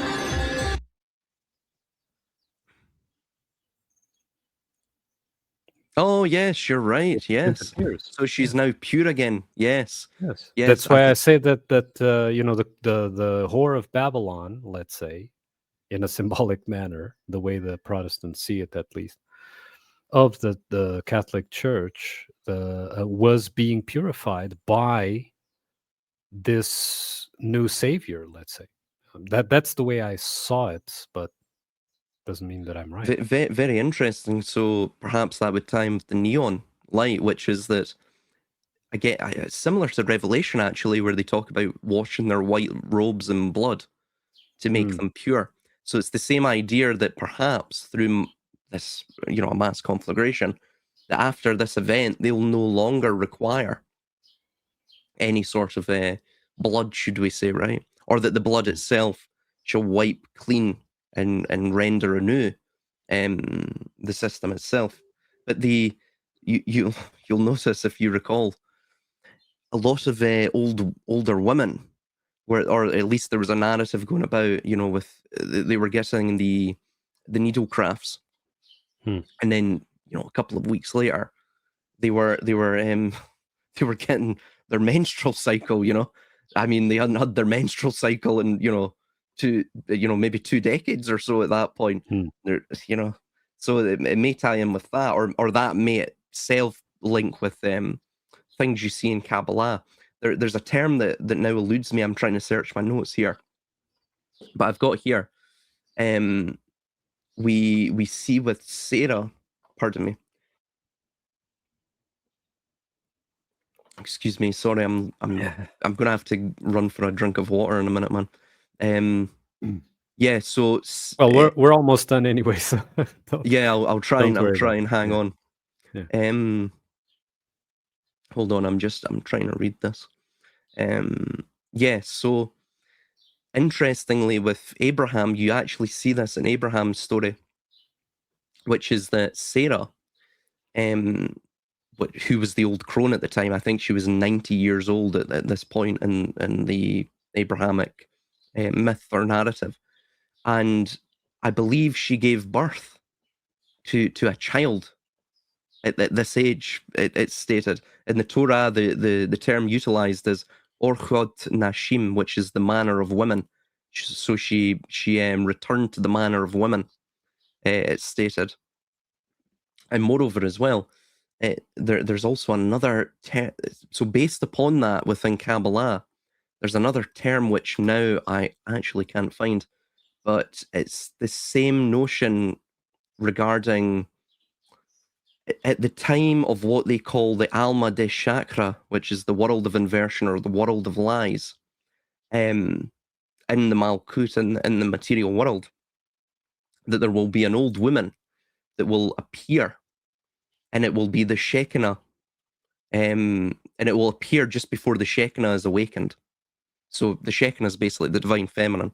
So the divine feminine renewed. So it's the same idea that this old crone will appear and will sort of take on the similitude of the young maiden, and this indicates the world of inversion. So this would perhaps tie in with what you're saying, with the and you're absolutely correct. She has the menstrual cycle, the menstrual blood there, and then it evaporates. It vanishes. Yeah, the word eludes me. I'm going to have to find it for the next video, but basically that's what this is tying into here. So she is the moon reflecting once more the light, or being revivified by the light of the sun. So yeah, that's my take on that. And you'll notice here this going a bit back, you'll notice it's the headless guy here, and you'll notice the three lights over here. This is basically Orion. That's I forget there's three major. So there's three stars on Orion's belt, right? But there's also three major stars in under the armpit of Orion, which is I forget them now. They're in these notes. I'll try and collect them all for the next video. We need Cubstar. We need Cubstar as well. And basically, it's similar to Abraxas. So remember, Abraxas has either the shield, or Orion as well, has either the shield or the pelt in one hand, and has the whip in the other. Or it can be the sword, or it can be the staff, or rod, or whatever it may be. And basically, what this is the duality of man, and basically the duality of the fallen man, or the headless man, the dreamer. So what the pelt is that of the shield itself is that of that which protects man. It's that of the or even the pelt. It's that of the more natural and organic. But that in the fallen state of man takes, it doesn't take precedence. That of the whip takes precedence, which is this more geistological view, which it's man trying to sort of bend the world to his will. So this is what you see with basically Orion and Abraxas, which both are fundamentally synonymous with some caveats of difference. So basically, what you're seeing here is man in his fallen state as a sort of through basically losing his will through self-masturbation, vis-a-vis sort of perceptual self-masturbation. He's destroyed himself, and he's sort of invited the recreation of the world, the renewal of the world through, of course, this hand of God. But you'll notice the hand of God is the left hand. So it's a hand of judgment. It's a hand of divine judgment. So it's a hand of the system, actually, funnily enough, hence the sort of storm. So it's a worldly tempest, which is power, which takes on the similitude of the eye of God, but fundamentally it's an order not born of order itself, not born of a primordial essence, but born of chaos, of course, right? Born of this, this conflagrative, conflicting, perpetual struggle. So that'd be my take on this. I don't know if you have anything else to add, man. No, well, from this scene, no. So we can continue a little bit more. We still have a bit.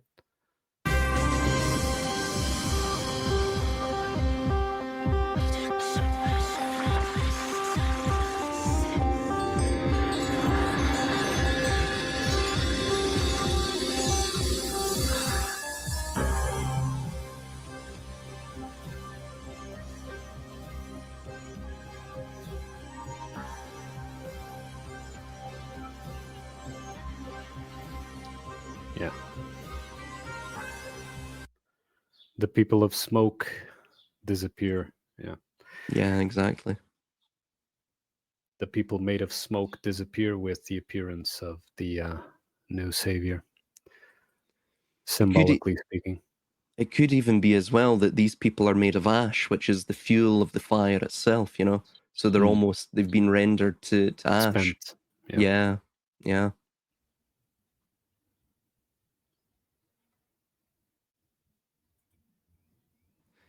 I don't know if you have anything to mention on. Well, we know this. This is again that the Shiva-esque dance, right? The cosmic tumult of energy, right? To sort of establish the new. But you notice here as well, the cathedral. It's almost this sort of lamentable glow that emits through the stained glass of I forget the central basically the central tower, right, where the major circular rotunda of glass and stained glass is. You know, the main sort of focal Mhm. point of any cathedral. You notice here that he's obviously a wee bit ahead of that there. So you notice there the sort of intertwined figure of eight, and he's passing through the bottom of that with the cathedral on top. I don't know if you have anything to Yeah, mention on that. but the cathedral is crumbling, as can be seen. Things are falling from the ceiling. So it is. It seems to me to be the representation of the fall of the churches.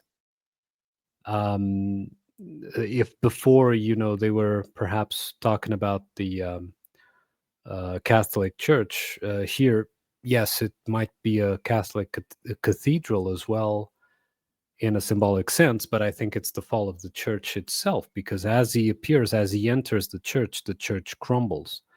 And then, of course, the next scene is that he rises and all the ash or smoke people dissipate. So the followers dissipate and start to follow him because he is supposedly real, while, all else was illusion, which is, of course, narrative. But that is probably what is being conveyed here. So this is what I see. Yes, he enters, but as he enters, things are crumbling down. Absolutely, and you also see this infinite, this sort of solidified infinity loop there, which Mhm. is that the church itself mentioned that it would be eternal, Mm. similar to any system, right? The Yeah. 1,000-year Reich and all of this, but fundamentally, as you see here, well, it's a lie. It's like what you're saying, it's crumbling. There was something else I was just going to briefly mention before we end this discussion, which is Mm. sorry, back to the old woman boobies, but not the best scene, like, but it's quite You're a it's perv, noticeable. man. You're a I know. perv. So as you notice here, if we can get yeah, the wrong bit, hard to catch it. You'll see there. You want to zoom in or something? No. So if we can look at the dress that she's wearing here, right, Mhm. which is you'll see the fig leaves on it now, and there's Ah, also a okay. walking stick that she has as well. You'll notice that she's been making tally marks too, right there. I try to count these, but fundamentally, I don't think there's any sort of numerological connection there. Mm. Or anything to denote the Louis Lefebvre and his ideas regarding the years of the cycles. But so that the fig leaves are related to the fall and to concealment itself. So basically, the Geist, right? This is what you see, this movement from that of the soul, the organic, to that of the, we could say, the active intellect, or the Geist, that which is the sort of cold, mechanical, measuring view of the world, right? Again, like the rod of iron, or the whip, that of in the fallen state of Orion, or man. So in the Genesis narrative, immediately after Adam and Eve consumed the fruit of the tree of knowledge, which the Alice figure earlier on, or the Erica Kirk figure, was holding in that earlier image, their eyes are open to duality. Their first act in this new awakened but fallen state is to sew fig leaves together to cover their nakedness. So Right. esoterically, what this means is that the fig leaf represents the concealment of divine truth. It is the veil of illusion or ego, and the shame that the soul wears when it descends into the dense physical world. Again, this is totally a Gnostic framework, which I think is what's being presented here. So by wearing clothing patterned with fig leaves, and also remember, the fig leaf is of a deciduous tree, if I recall. So it's a tree unlike an evergreen, which is eternal, that of the cedar, that of the pine, that which is associated with heaven. It is associated with earth because it's subject to the predatory cycles of the seasons and the perturbance of time.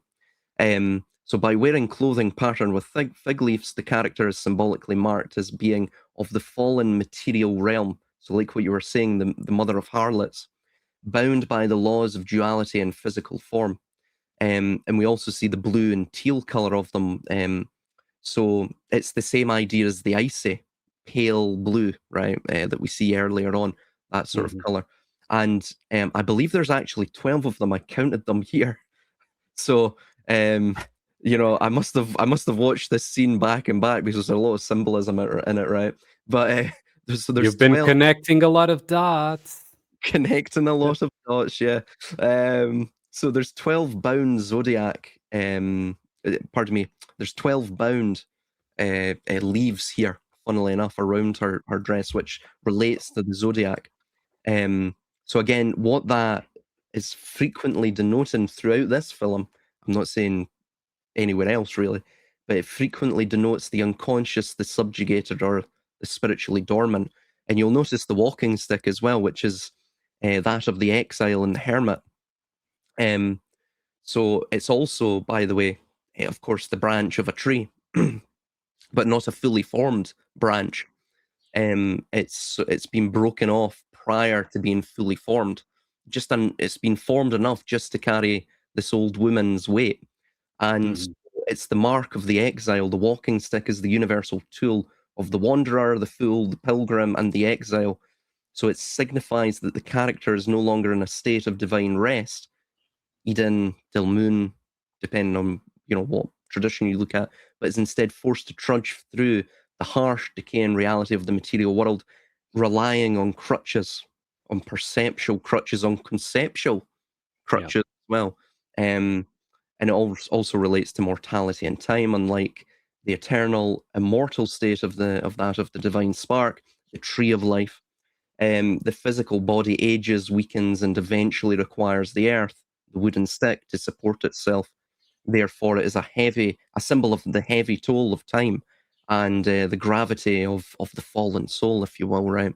The density of matter. Also, as well, see if you go back. I mean, literally blink and you'll miss this, right? But I'll try, and just before we go, there's a part here. I'll let it play a bit. I mean, literally blink and you'll miss it, so it's right there. I'm going to put it on a slower playback speed. I think it's here. So you'll notice this. I think I'll be able to catch it. Or is it just before? No, it's just before. Sorry, man. Yeah, right there. So again, blink and you'll miss it.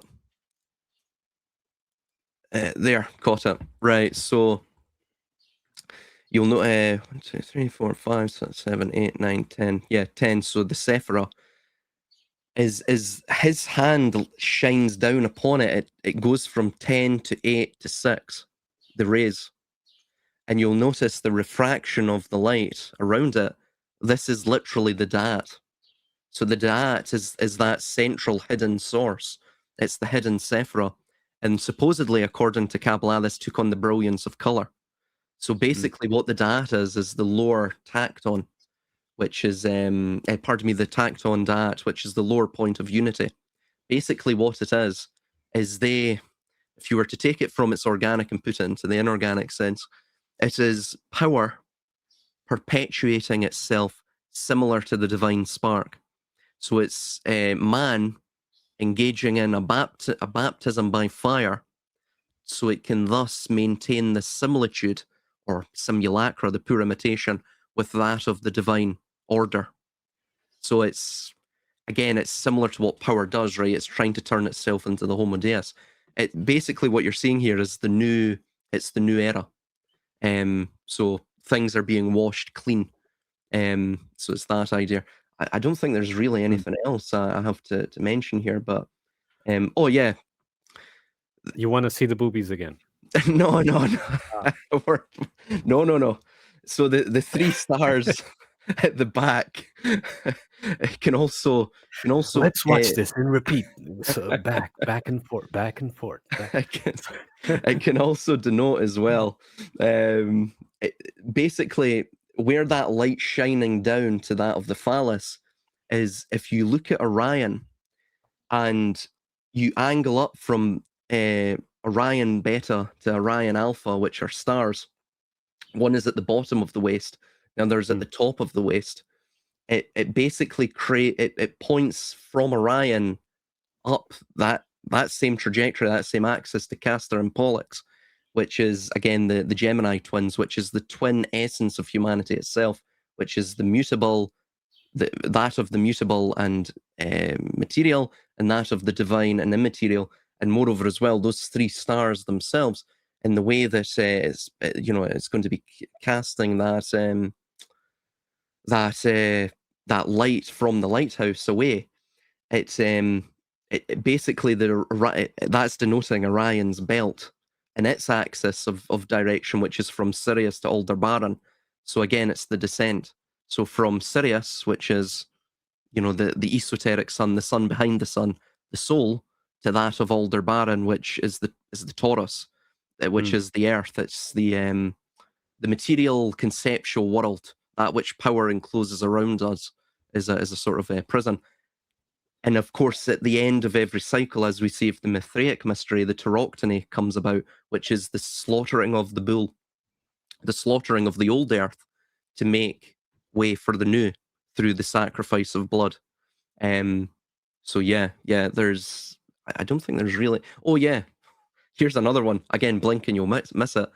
See the light emitting from the middle finger of the deity. Actually, it's the sort of two fingers. Again, this ties in with the hand of the alchemist, but I won't get into that now. And it goes down, and then so basically the angle that's established between the light of the lighthouse and that of the light of the hand of God is, I believe it's 137 degrees, if I recall correctly. I did put a protractor on it. So if someone else has a better protractor than me, which is, an actual app that you can overlay onto this thing, because I just used sort of a, like an image of a protractor, then I sort of made it transparent and put it onto this. But I measured 137 degrees. So again, it's that of the golden section, right? Creating things anew, but not creating things from order. It's creating things from the order that humanity interprets, from the mechanical mind of power. So on the Sarah-Shekinah connection, with that of the nuclear fire that we see previously, several episodes back actually, several scenes back, with the very mournful, crying, distraught mother, within this sort of variation of what's known as the Pieta, where, of course, Mother Mary is weeping over the corpse of Jesus Christ, her son. And so with this nuclear fire that you see, if that variant at the back in that scene, if you can just sort of take your mind back to that scene. So this nuclear fire is what forces the manner of women to return to the old crone. As we're saying, it's in this sort of three or trimorphic or tripartite sequence. So it goes from the young maiden to the wife or mother, and then to the old crone. And this, of course, relates to the soul. It relates to the collective unconscious, the collective soul as well of a civilization. And ultimately, this feminine symbol, this divine feminine, is the soul. The soul locked in matter, locked in watery illusion, and of course the crystallized, solidified illusions of the Geist, that which are relatable or symbolic, representative of the element of earth. So the intense energy of the blast is the miraculous catalyst that reanimates the barren earth. Sarah Shekinah is visited by the fire, and the resulting sea of glass is the new smooth surface upon which her Isaac, the new ruler, or Horus, will walk. So this is seen in multiple perennial myths. The phenomenon of an older woman regaining her menstrual cycle, or even having a menstrual cycle, is explicitly detailed in the account of Sarah. Although Sarah was 90 years old, advanced in days, and the manner of women ceased to be with Sarah, as it says in the Old Testament, she suddenly experienced pleasure again because the manner of women was revived within her. As a result of this miraculous physical renewal, she remarked that her husband Abraham was too old to beget children, but she notably did not state that she herself was too old.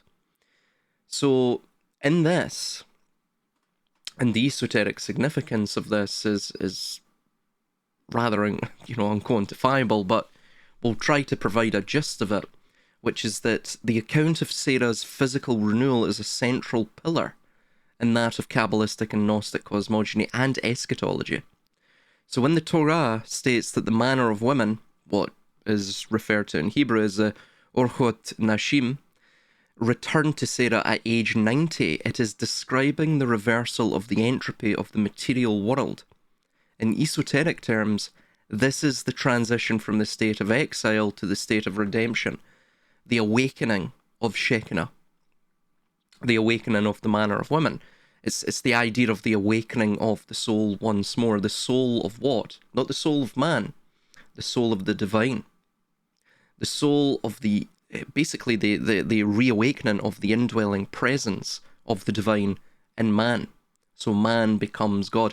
This is what's known as well as the secret of the moon, or the lunar secret, where the moon at the end of time, at the end of days, realizes that it does not just reflect the light of the sun, that it itself is its own light. It's a self-luminary. So therefore, in that sense, just as God created the world and created man, man will recreate himself into God, or repair or rectify God, tikkun olam, the world that has been rectified, and he shall create new things himself. He shall fashion vessels of living clay by which he shall store his essence within. And each civilization, each grand civilizational age, which we'll get into, is basically around about 7,000 years approximately. We'll get into the specific Kabbalistic date, or the year that's given. And we're very close to that date, by the way, if you look at the Anno Mundi calendar.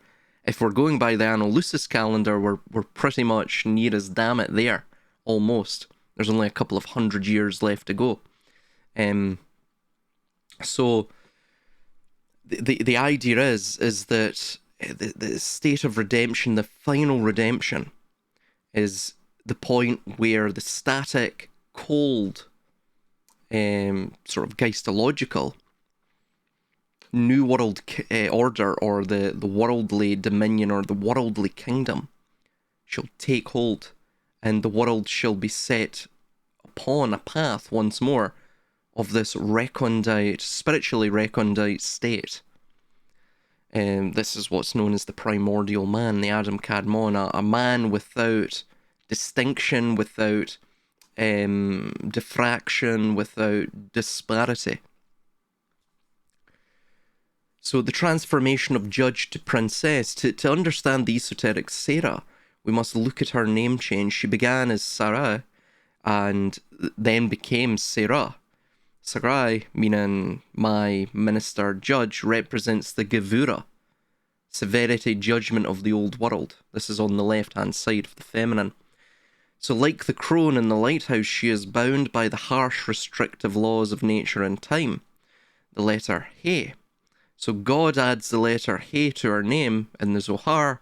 He represents the divine breath and the womb of Bina, understanding also the two He's in Yod He Vahe is the first He is the element of water and the second He is the element of earth.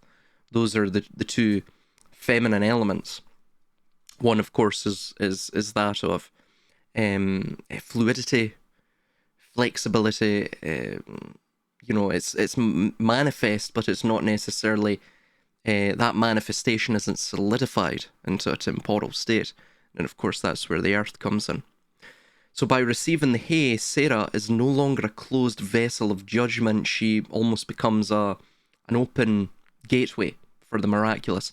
And by the way, this is what we see with the iPet Goat 2 itself, right? It is basically a hyper sigil of a short film that documents the opening of the abyssal gate from this old world to the new world. This is what you're seeing throughout it, ultimately. So the restoration of the manner of women. In the Zohar, specifically in Vaera, which is still in Bereshit, so it'll still be in volume 1 of the Zohar, depending on what Zohar translation you're looking at. I typically look at the Ashlag translation. I find that, for me, the most descriptive in terms of its annotations. So Sarah's reclaimed cycle is the ultimate metaphor for the Shekinah's return from exile within this chapter of the Zohar. So during the long winter of the world, the frozen landscape in the film that we see, the Shekinah is barren.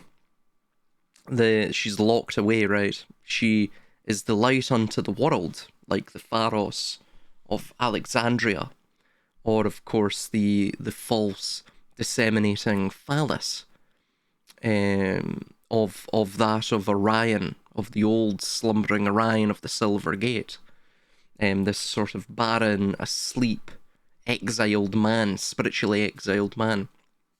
So the manner of women has ceased in this state, meaning the flow of the divine life force, the Shifa, is blocked. So this is what's also known as the dryness of exile, as I've seen it written by several Kabbalistic commentators, contemporary commentators, I would like to add.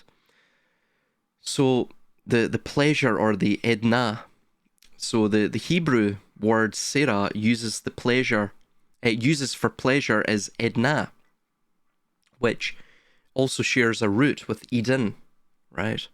Interesting. So the esoteric meaning is that her body literally became a Garden of Eden again. So she was barren, and then the return to Eden. She herself became Eden. So we are effectively Shekinah or Sarah within this grand eschatology. So it's not that we create a Garden of Eden outside. It's that we create a Garden of Eden within us. Or of course, if you're the Dark Enlightenment, if you're of the Cabal, and you see Kabbalah as a way to sort of godhood, not godhood in terms of the, gaining a theosis or a connection with the divine, but, and to, of course, spiritually redeem oneself, but to actually, and also to spiritually grow in general, but to actually use that to gain the power of God or of a God. So, in that sense, the Garden of Eden is born of us, but it's not born in us. It's born of our technology. It's born of the Geist, rather than the soul, or the Lieb Zila, the body-soul connection. So we also see the blood of renewal within her menstruation, that conception, a symbolic conception. So it's the purging of the old, right? This is what the menstruation is. So the idea of stagnant judgments, which are known as dinim in Hebrew. So it's the purging of those sort of old, stagnant judgments, even the law itself, as we look into Gershom Sholom's work, like the Messianic ideas in Judaism. He states this explicitly: when this tikkun comes about, they won't be bound by the law of the Torah anymore. Why? Because Torah means instruction in Hebrew, the instructions. So, it's like the IKEA analogy that I always go back to. If you build, if you follow the instructions and you build, or construct rather, this sort of flat packed IKEA furniture, for example, a couch or a table or whatever it may be, once you've built that thing and crystallized it, solidified it, secured it, fastened it, you no longer need the instructions, you chuck them away. So this is what you almost read. You don't almost read it, he verbatim states it, that they will transcend the bounds of the mitzvot once galut is finished, once, of course, exile. The galut is the process of exile, traveling nomadically. That's the sort of verb to do. So you're in the process of exile or exodus. So, again, this doesn't necessarily, this is all symbolic. This doesn't necessarily mean the actual exodus, right? In fact, there probably was never any of these true exoduses throughout the Old Testament and the Bible. Jews were always mercantile, so they were always here, there, and everywhere. But the exodus was an idea. It was a sort of spiritual symbol, a psycho-spiritual symbol for an eschatological playbook or agenda. And this is what we're seeing here, from exile to redemption. So it's the signal that the old woman, the spent world age, has been alchemically re-virginalized, to coin a term there. Thus, to conceive the new age, the Isaac, the new son, the Horus, so on and so forth. So Abraham versus Sarah, this idea of the spent Orion. So Sarah noted Abraham's age, but not her own. And that is the sort of smoking gun of this Gnostic reading of that text. Because Abraham in that text is basically the old sun. He's effectively the old Orion, who's lying prostrate or reclined, headless, dreaming, without, basically without, he's in a lethargy, a spiritual lethargy, which we could say. He's old, he's frail. He's, as you can see, for the lighthouse, he's spent all of his ejaculate, all of his creative juices. So in this specific allegory, Abraham represents the old Orion, or the old sun, of the expiring 6,000-year cycle. We'll get into the actual precise calculation of that, but we'll just put here 6,000-year cycle. It's 6,000 years in terms of the human history cycle, and then there will be 1,000 years of the New World Order, quote-unquote, the Malkuth, the sort of Ha-Olam Haba, after the Tikkun, and that will last for 1,000 years, and then heaven and earth shall be remade anew. So it's almost like a simulation theory that's inbuilt into this Kabbalistic framework almost. So he is old, his generative power is spent.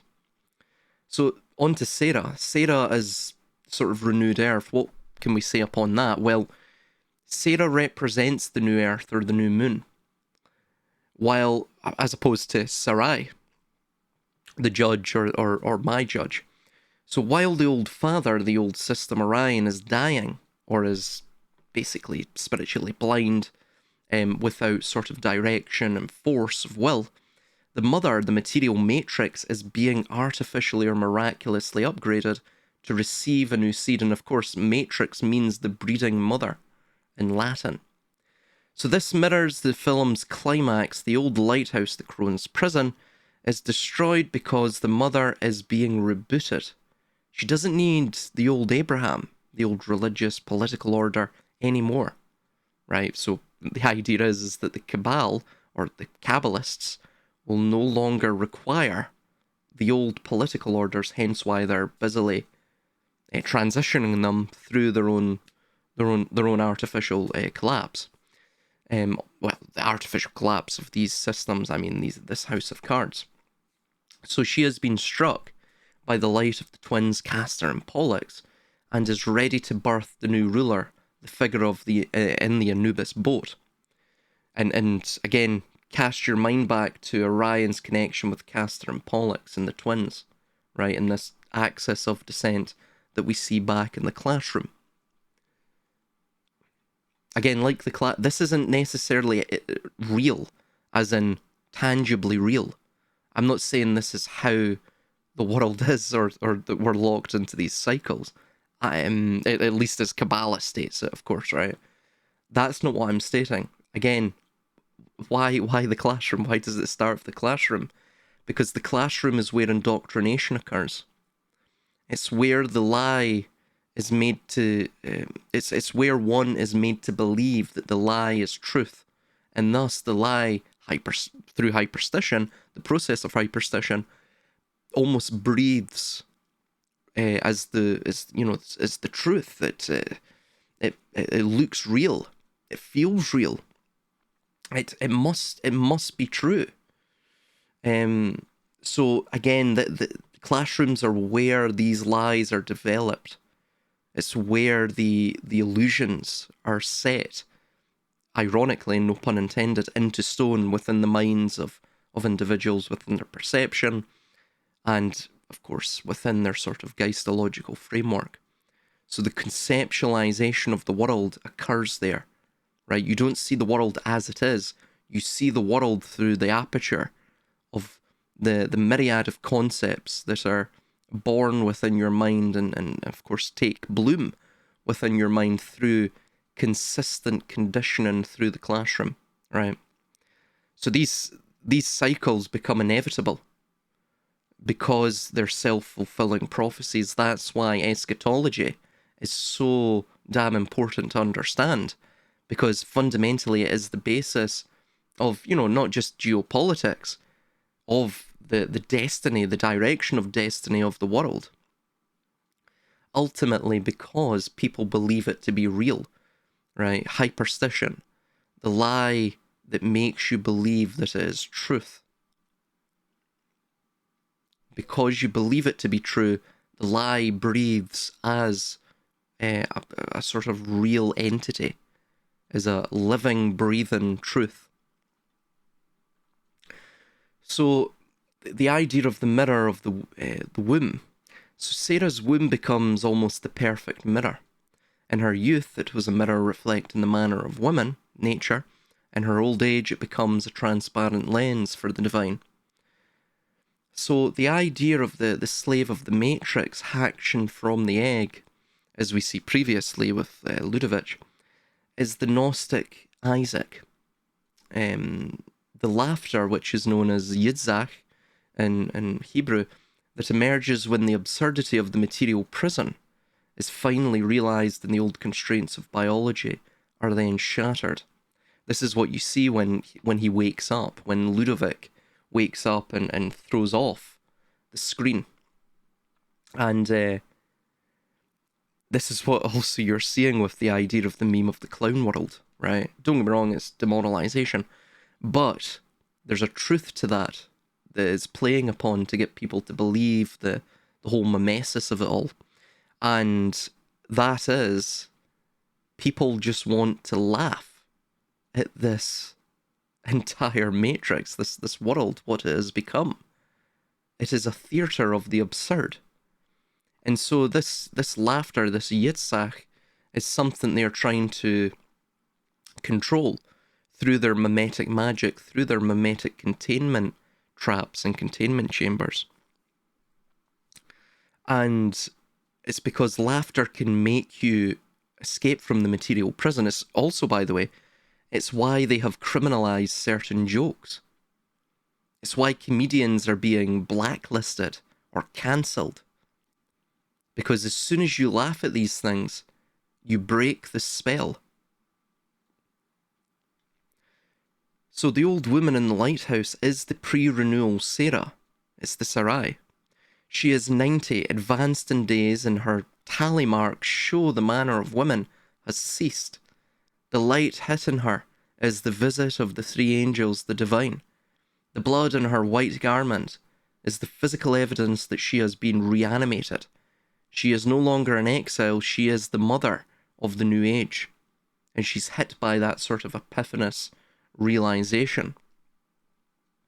Now, where's this 3 coming from? What's the 3? Why the 3? Well, there's multiple reasons for the trimorph. It's the tria prima, as well, which is the 3 primes, of course. In alchemy, it's the sulfur, salt, and mercury. Now, you also see this on the Abraxas stones of IAO, or basically the Greek transliteration of Yod-He-Vahe, right? Yahweh.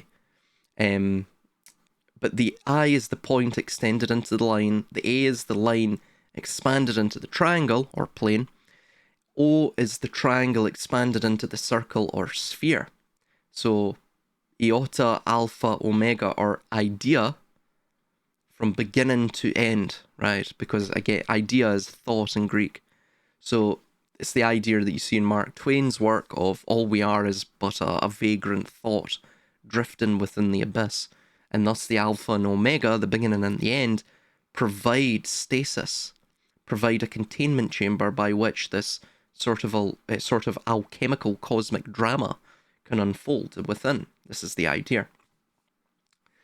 So it's the supreme formula of creation, magic, and the additive expansion of consciousness, the literal geometric shapes of the Greek Latin letters that map the ontological unfolding of the universe as we see it. So the I is the pillar, the line. It begins with the monad, the singular point, the circle without a circumference, the point without a place, the soul. And that singular zero-dimensional point of pure undifferentiated potential, moves and extends into a one-dimensional straight line. This represents the initial descent of spirit into manifestation, into the Shevret HaKalim. The spark of will, the phallus, the initiator, and the active principle. And then A, the triangle, the plane. The line branches out and expands into a two-dimensional surface, perfectly represented by the intersecting lines of the letter A, or Aleph, or Alpha. This is the additive expansion into duality and multiplicity. The A, of course, the Aleph. In Hebrew, trace it back far enough pictographically, it's a bull's head, which is Aldebaran, which is symbolic of the earth. So it symbolizes the womb of creation, the intersection of forces and the alchemical crucible where transformation and chaos occur, often associated with Apophis and the chaotic generative forces of nature. So O, the circle, or the sphere, the triangle expands infinitely outward to form the circle. The O is the omega, the completion of the cycle. It represents three-dimensional wholeness, the infinite, the resurrection, Osiris, and the return of the expanded consciousness back into a unified, all-encompassing state. So this additive, and by the way, this is also indicative of the cycles of life: birth, life, death, and of course, rebirth. So this additive expansion perfectly mirrors the transition from the monad, source, the dyad, triad, creation, conflict, and finally to the sphere of ultimate wholeness. This is why the Egyptians, a multiplicity of other mythologies and cultures, they all had this idea, specifically in the Gnostic framework, albeit in the mystery framework, that death wasn't the end. Death was actually merely another transition state, another transmutation of state or state space into a sort of evolution, a conscious evolution. So this was what was seen there. This was the idea. So the thought originates as a singular point, gains dimension and conflict, and ultimately resolves into infinite perfection. So this is what you're seeing in IPEC Go 2. It's basically this multi-tiered, multi-layered opening of the abyssal gates within a hyper-sigil. I mean, there's no other term for it. It is a hyper-sigil of in terms of this film, this short film. So in the synchromistic and Gnostic context, the mirror is the ultimate symbol for the demiurgic simulation. It represents the mechanism by which the true light of the pleroma is trapped, distorted, and inverted into the material world. So, in terms of the mirror being a central metaphor for the prison of the old age, or the old woman, let's explore that. Oh, and by the way, regarding the 3, she also had 3 bars, I believe, on our window. Anyway, so the trap of Narcissus, or self-absorption. In Gnostic myth, the fall of the soul often begins with a mirror. The reflection, the divine spark, looks down into the waters of matter, sees its own reflection, and becomes enamored with it. This also ties in with the Geist, but this is beyond this understanding, or this sort of investigation or interrogation of the symbols here. So it's basically, to provide a gist, that you become enamored and completely controlled by your conceptualization of reality, rather than the love of life itself, and reality itself is sort of an innocent. This is why, for example, a lot of the Greek philosophers, I believe Plato, for example, or it might have been Pythagoras, that they gave up with the adults, right? So there's an allegory or a story where he's playing with children, and he's playing these sort of kids games, and he basically tells the adults, you people don't know anything. The children understand more than you, so I'm going to learn from them. And basically the idea with that is that the adults have become enamored, or completely ensnared by their ideologies, their religions, their conceptualizations of the world. They've become completely solidified like ice, like the barrenness of ice, into these concepts, these conceptual frameworks of the Geist. So by reaching for the reflection, the soul falls into the mirror. And by the way, these conceptualizations also lead man to believe that eventually he is God himself. But of course, it takes centuries, as we've saw in that of Europe and the West and Western civilization. It's taken centuries to get to this point, nay, millennia, right? Perhaps. So it's a very slow process. It begins, once you hit the sort of atheistical milestone, then it starts to build from there, where the concepts, you start to believe that reality is basically based around you, which is ironic, So you almost have not a geocentric worldview, but you have a very egocentric or human or anthropocentric worldview, I think would be the correct term there. So the slave in the classroom and the old woman in the lighthouse are trapped in their identities, their conceptions of the world, their conceptualizations, their concepts, the Geist. So the roles they play in the mirror world, so these are the roles that they play in the mirror world, right? The hyper reality in which we see. And we abide within on social media and digital platforms, so on and so forth. So to hatch from the egg, as we saw, the initiate must stop looking at the reflection and realize that they are the light itself. This is the secret of the moon, as I was stating a wee while ago. So, as we've previously discussed, the moon has no light of its own, right? It's a giant floating mirror. and this is why it's tied to the feminine. It's also tied to Mercury and water, these elements, right? Not necessarily Mercury the god, but the elements. That's because, of course, water and Mercury are, even in a singular drop of mercury or water, that reflects the entire macrocosm. And Mercury itself has a glistening surface. Underneath is metallic. So it's almost akin to us, as the Gnostics and alchemists and mystics viewed it as in the ancient days, which is that we are the, below this sort of metallic vessel, this husk, this kalim, or kelipa, is a soul, a fractal of God, as above, so below. Thus, we have that light within us, that spark within us, that which, of course, the biodigital convergence is seeking to extinguish within us, feverishly. So a mirror always flips the image. So in Kabbalah, the material world, Malkut, is often called the world of inversion or the world of lies, Alma de Chakra. What is up in the spiritual realm is down here, right? So as above, so below, in that sense, right? But also in the longer Latin phrase, you get a deeper understanding of this world of inversion there as well, as we see within Kabbalah. So the idea is, of course, even the world that we see is flipped and doctored by the mind itself, right? To make sense of it, to our soul, to our spark. So the lunar idea, to develop that.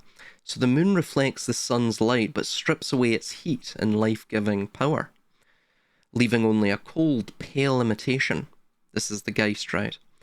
This is the mirror light that the Shekinah, or Lilith figure, is forced to live by in the lighthouse.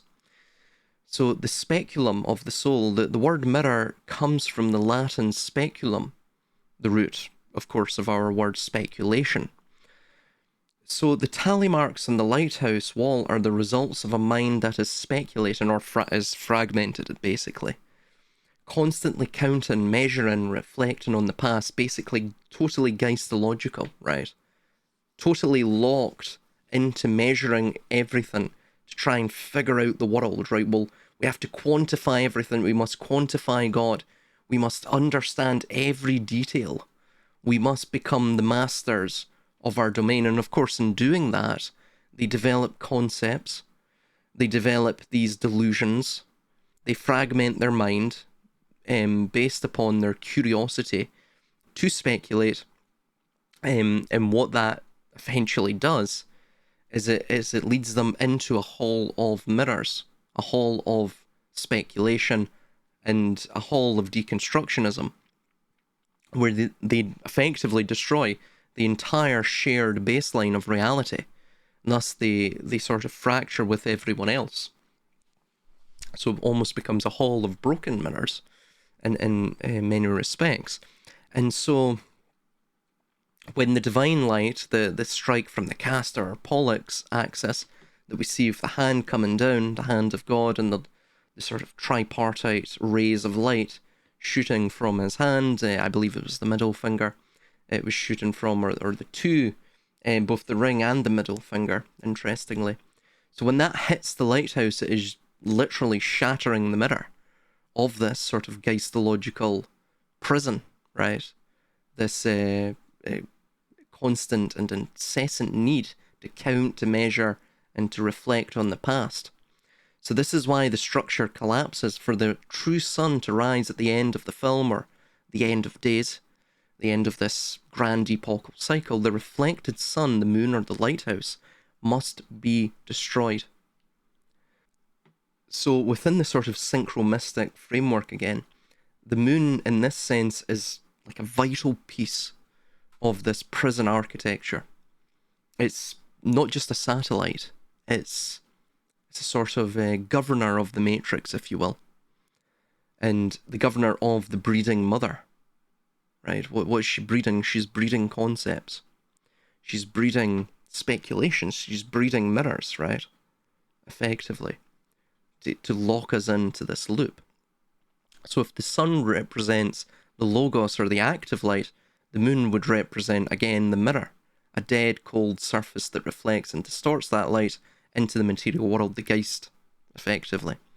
So we see, for example, in the cycle of the Nida, which is the churning of the waters, and this ties in with the sort of reclaimed menstrual cycle, or just the menstrual cycle itself. The moon is the celestial body that dictates the biological and emotional tides of the earth. So it dictates the periodicity. It dictates the periodicity of time. So the moon creates the 28-day cycle, which of course mirrors the sort of, in a mundane way, that of the 28 or 29, approximately 30-year Saturnian cycle, which is the heavenly or supernal cycle, which is the prison sentence reflected in the tally marks on the lighthouse walls. So the emotional soul, or the nephesh, in this idea in Kabbalah. So the moon in Kabbalah is associated with the lowest part of the soul, the nephesh, which is bound to the body and its animalistic desires, which are related to the char, or the donkey. So by controlling the moon, metaphorically, the quote-unquote architects, or the cabal within the film, be it the Dracon individual or the demiurge or what have you, they control the collective subconscious of the masses. That's what it's basically indicating.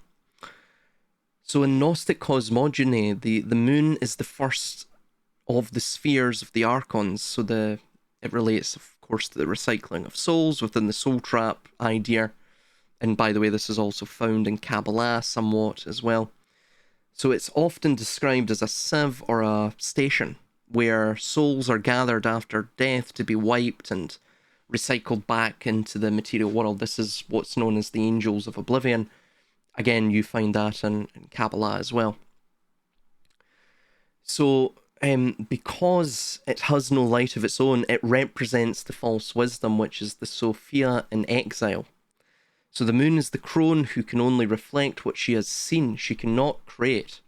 This is why the lighthouse, a structure that exists only to reflect light into the dark, is the perfect lunar symbol for the Shekinah or Lilith fusion, especially the Shekinah and Lilith, who are in sort of slumber, if you will. They're not awakened yet.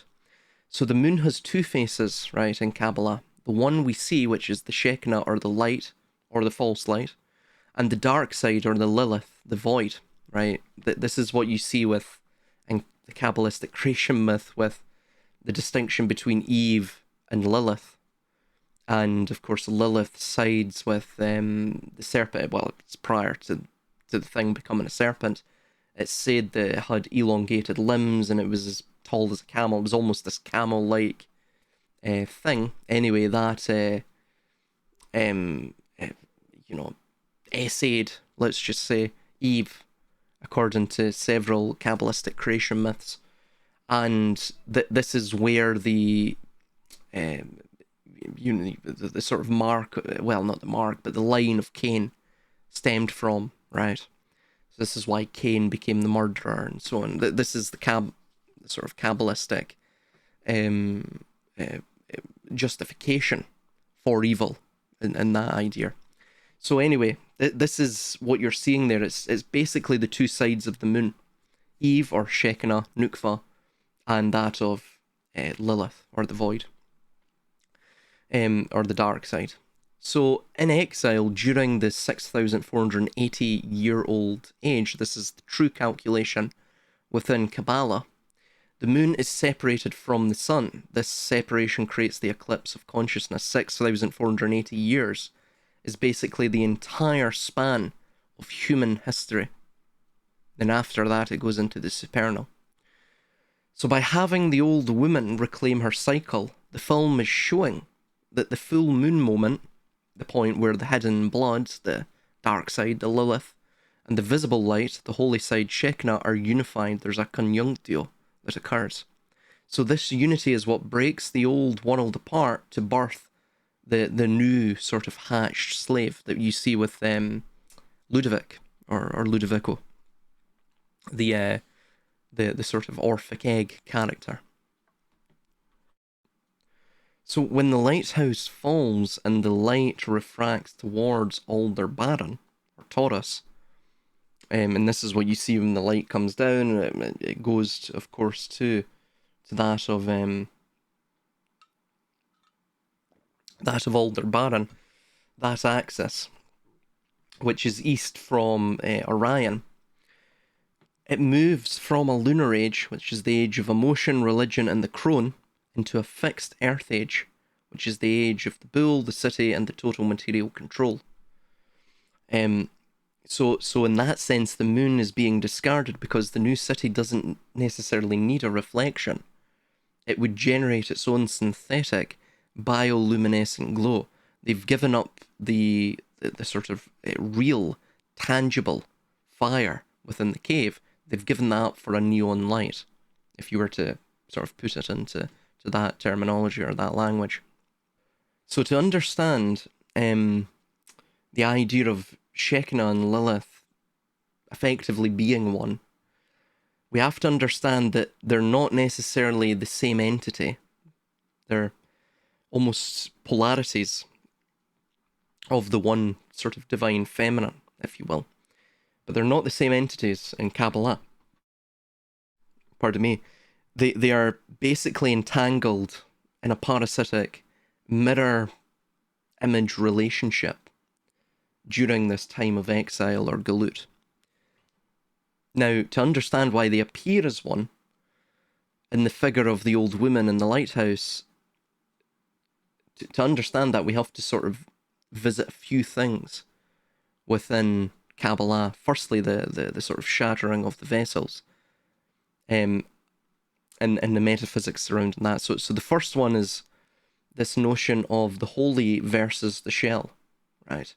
So in Kabbalah, or Kabbalistically, everything in the side of holiness, which is the Sitra de Kedusha, has a dark shadow on the other side, the Sitra Akra, because remember, all light casts a shadow. So you need that duality or that polarity consistently there to give you reality. So the Shekinah, which is the moon of the holy side, the receptive vessel for divine light, and Lilith is of course the moon of the dark side, the Hus, the Kelly Paw, that attempt to steal the same light. So you've almost got a Promethean idea within the Lilith character. Anyway, the state of exile, the Shekinah is said to have fallen into the realm of the Kelly Paw. Because she is separated from her masculine counterpart, the Zeranpin, she loses her vitality and becomes the barren woman, as we see of the old woman there. Lilith then attaches herself to the Shekinah like a parasitic twin to siphon off the remaining divine sparks. So this is the crone we see, a fusion of the suffering, if you will, exiled divinity and the dark predatory shadow, all intertwined into one. And you'll notice she still has her menstrual cycle because she's not pregnant, right? She's not producing children, but she still has the menstrual or the moonstrial cycle, right? The cycle of, that's contingent upon the moon effectively, right? There's a lot of other things that are contingent upon the moon, and the timing and the mathematics associated with the moon, juxtaposed to, say, pregnancy or what have you. A lot of other sort of female things. So, the back-to-back idea of both Lilith and Shekinah could be called, in Hebrew, as Achor Be'achor. So the Zohar describes the original state of the masculine and the feminine as being joined back to back. Again, the Achor Be'achor. So the severing of this is basically the beginning of the fall. And so for the sacred marriage or the Hieros Gamos to occur, they must be sawn asunder so that they can turn and face each other. Interestingly, in Hellenism, the belief was, as I believe it was Prometheus and Epimetheus. I believe it was. I believe it was they two. Anyway, it was man in general that was. He had two faces in the beginning, I believe, according to Hellenic mythos. This is what this is. This is the Achor Beachor, the back to back, the Hieros Gamos, the primordial man. The primordial man was a rebus, which is Latin for double matter. He was of a double form of matter, higher matter, if you will, one that was not in didn't impart its dualities to the perceiver or the observer of its reality. So when they're back to back, there is a gap of darkness between them. This gap is where Lilith resides. So this is the vacuum or the void. In Gnosticism, it's known as the kenoma, the emptiness. So in the lighthouse scene, the old woman represents the state before the face-to-face restoration. Right? She's almost gaining a sort of unity within the suffering. So she is the Shekinah trapped in the back of the world where she is indistinguishable from the banished Lilith. Hence the two, become sort of intertwined, if you will, right? So the restoration, this idea from, from blood to seed, of the menstrual cycle, the menstrual blood. So the menstrual blood is sort of a key to the separation itself, right? You also see this with the White Queen Aphrodite and the Red King Hermes. The red blood is that of the menstrual cycle. The white is that of the semen. Well, why would you have the White Queen Aphrodite and the Red King Hermes? Well, it's because they get inverted and flipped, because it's like the yin and yang. You're defined by your contrast with your opposite. You're not defined, as of course God is, by in a sort of autogenesis type of way. You're not. You don't self-define. You're defined by your contrast with another thing, or with your opposite, effectively. So it creates a paradoxical, closed or enclosed, cyclical, recursive state to that of reality itself. So, in Kabbalah, Lilith feeds on the harsh judgments represented by blood.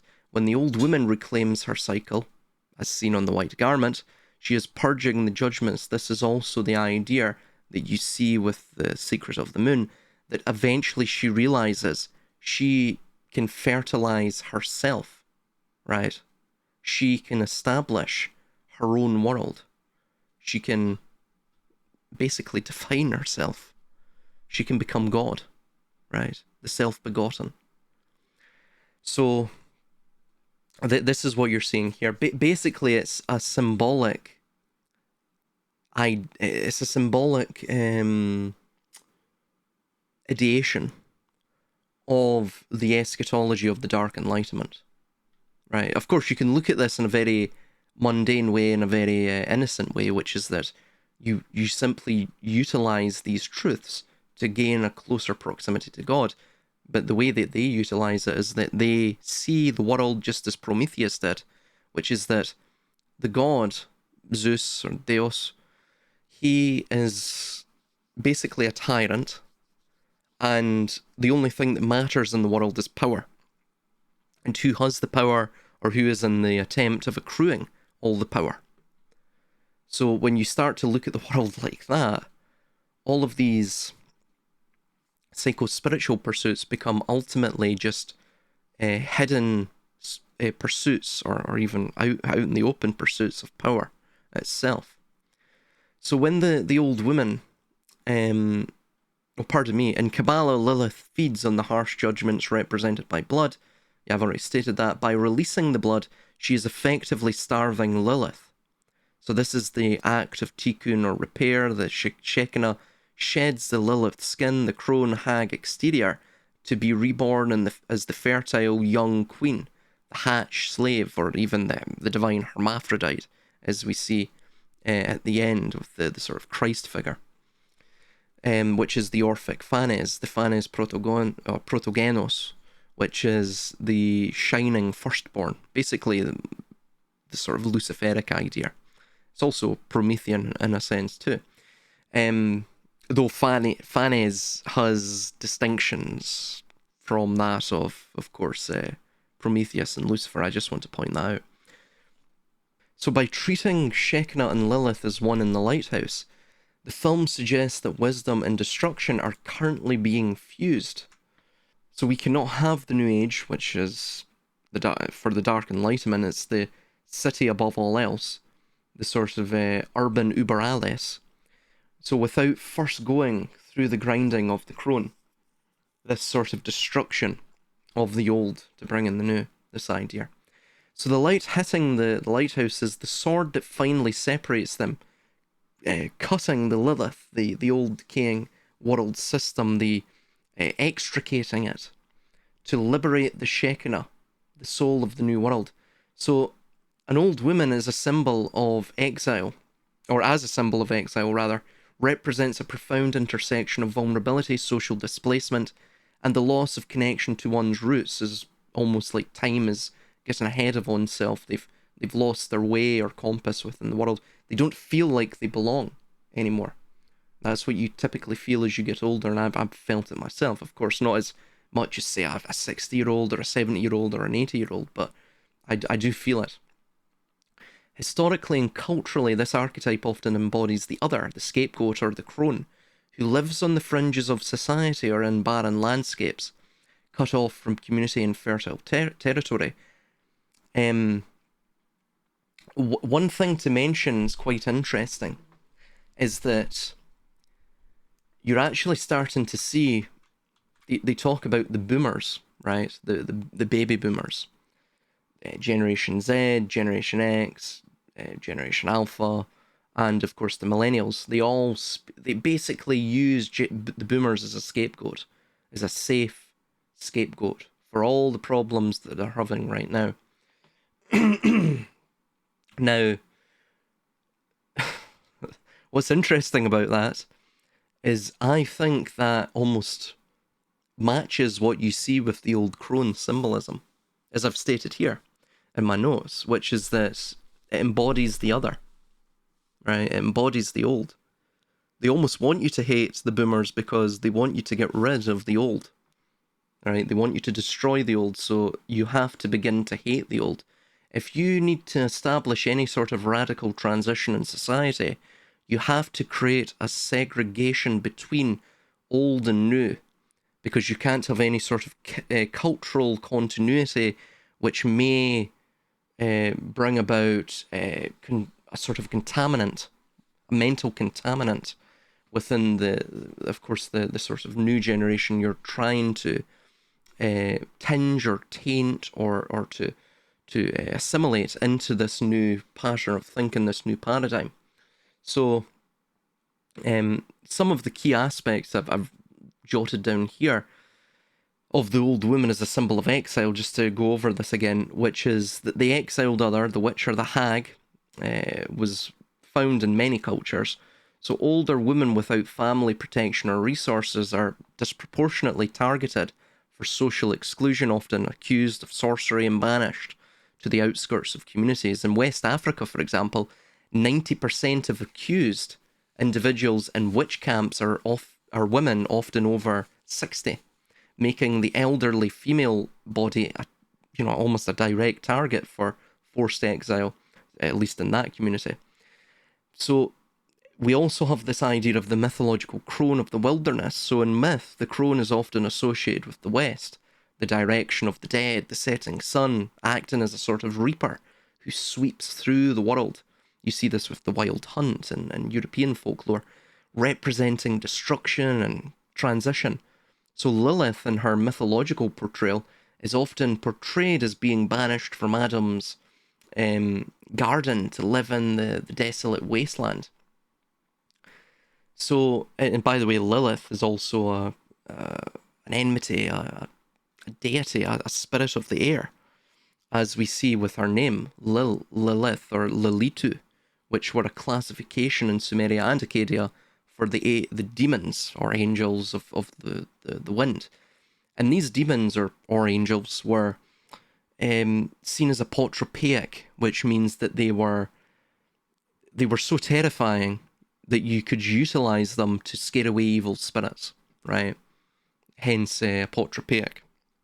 So interestingly as well, Lilu, where of course Lilith comes from, or Lilitu, is the masculine Akkadian word for a spirit or a demon. So it was just utilized as a word for a demon itself, which a female Lilu was called a Lilitu or Ardat Lili. So an Ardat Lili was, from cuneiform sources, was described as the ghost of a young woman who died without experiencing sexual fulfillment or marriage, and as a result attempts to seduce young men. So again, you could almost tie this into the idea of the Eidolon, or this spectral haunting of humanity, the haunting of the vastness of the infinite, the haunting of our own condition, that we have died without experiencing not necessarily sexual fulfillment or marriage, but a sort of spiritual fulfillment, a eros gamos, and thus, young men are seduced by this lower form of the divine feminine to almost establish for her a vessel, a golem, by which she can inhabit. And she is the spirit of the air, but also the spirit of barrenness itself.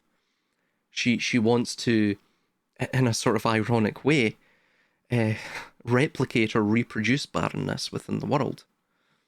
So it's almost a very Promethean idea that all gods are evil, thus we must destroy basically their creation, which the creation is additive, it's magical, it's this burst of the living that must be destroyed and sort of dashed against the rocks of the tundric barrenness. So together these were a class of demon that the ancient Mesopotamians believed emerged from the unfulfilled spirits of adolescents who died before marriage, as we've just mentioned.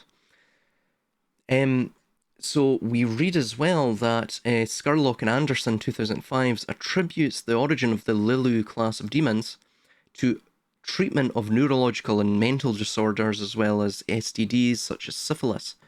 So it was associated with basically, it's sort of sexual deviancy, depravity, and other neuroses and mental disorders.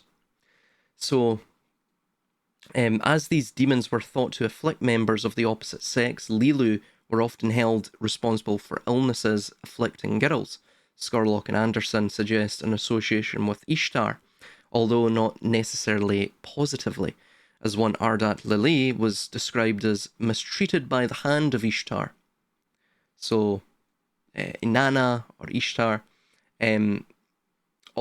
pardon me, not Ishtar, but Istar, which is related to Inara, which is the Hittite god of woods and fields, it would appear.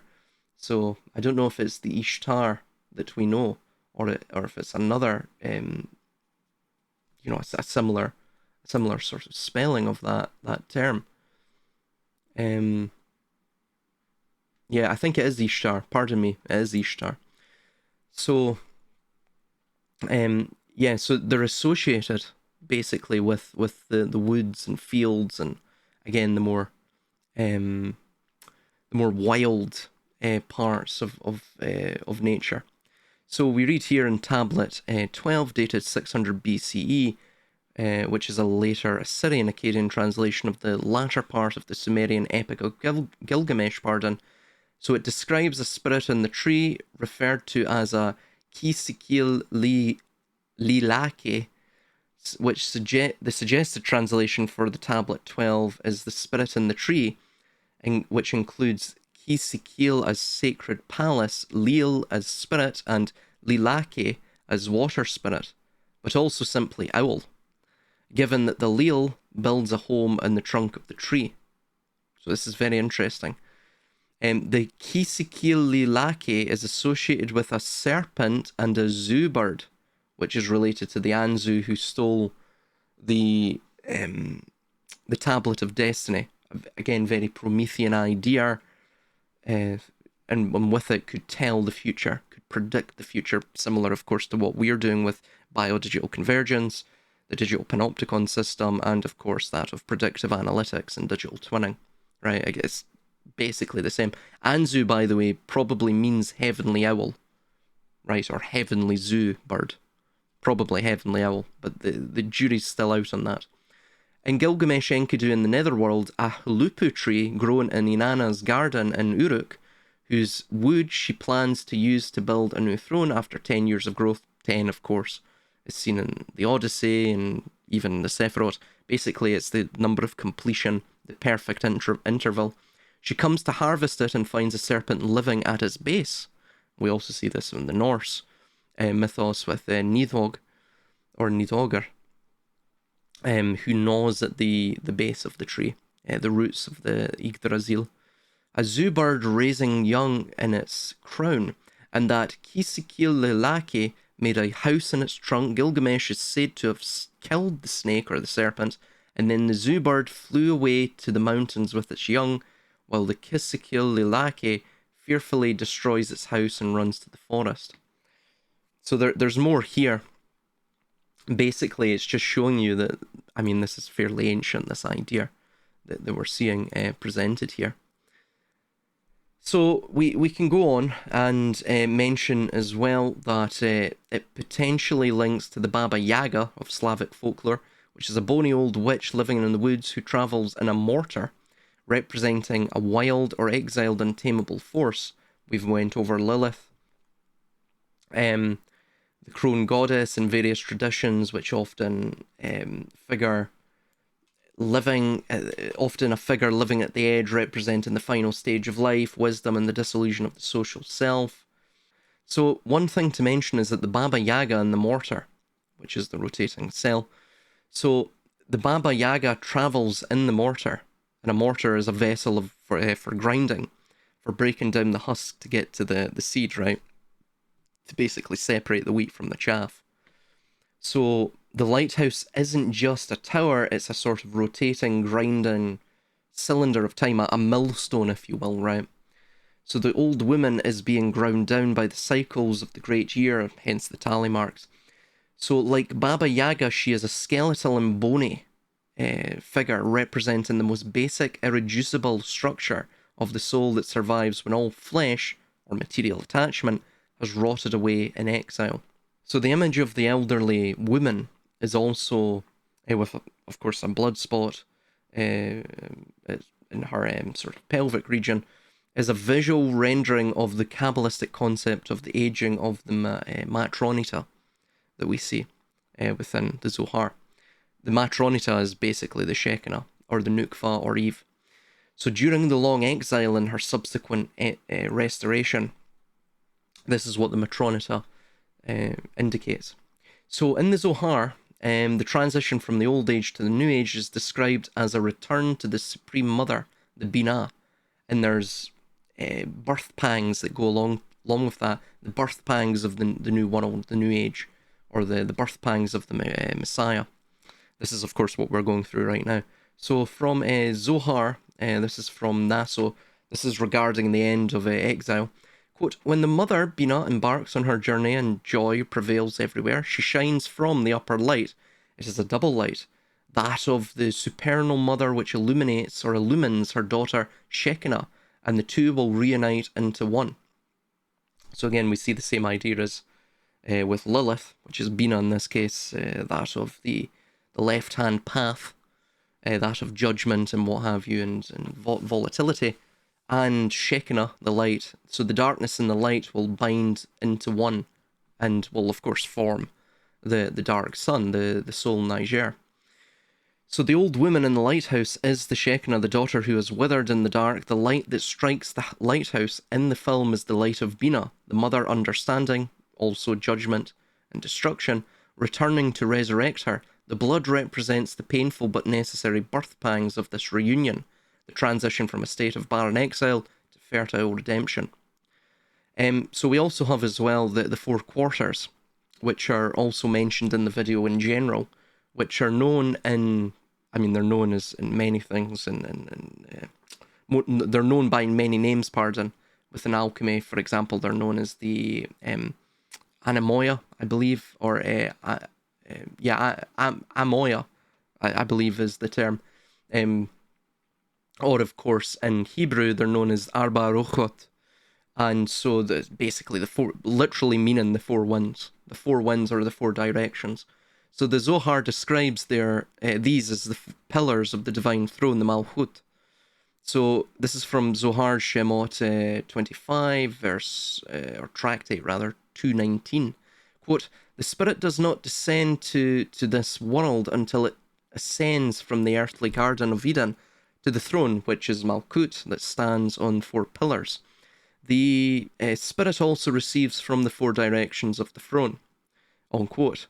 So, to sort of map this out, right, we have the Nezach, which is the victory, which is one of the legs or supports of this throne.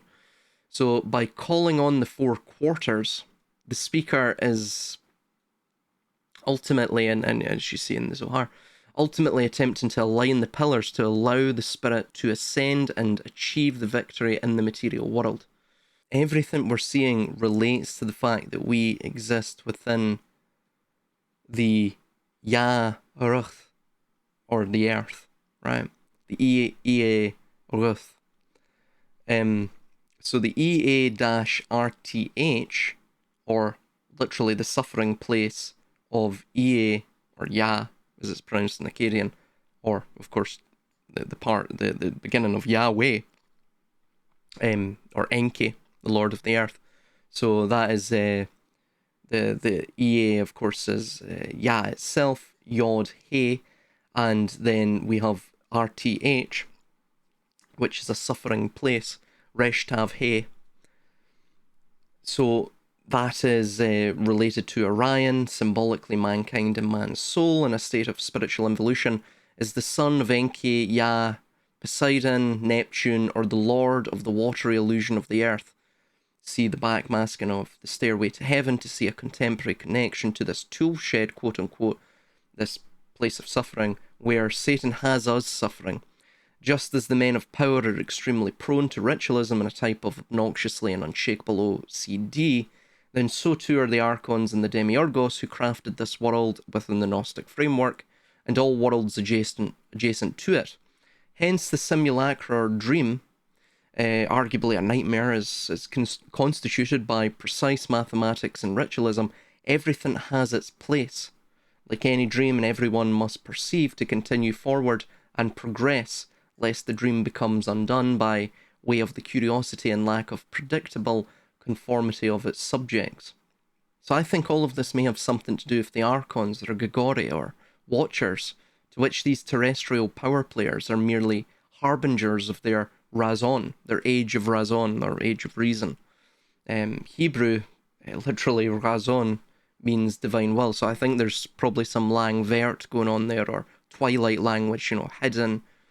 Basically, they're utilising the English word reason to hide the Hebrew of Razon, which is this divine will. And we see a quote from the Zohar here. Quote, when I create a stress in an equilibrium, the system shall shift to accommodate for that stress or disturbance. So this is exactly their thinking, I do believe. As a note to myself as well. Absolutely, the clockwise deosil in magic and anti-clockwise Widershins in magic motion is seen in the beginning of the IPEC Goat 2 and is of extreme symbolic importance. Clockwise motions are associated with the sun and the principle of evocation or creation, with, of course, anti-clockwise associated contrapuntally with banishment of evil.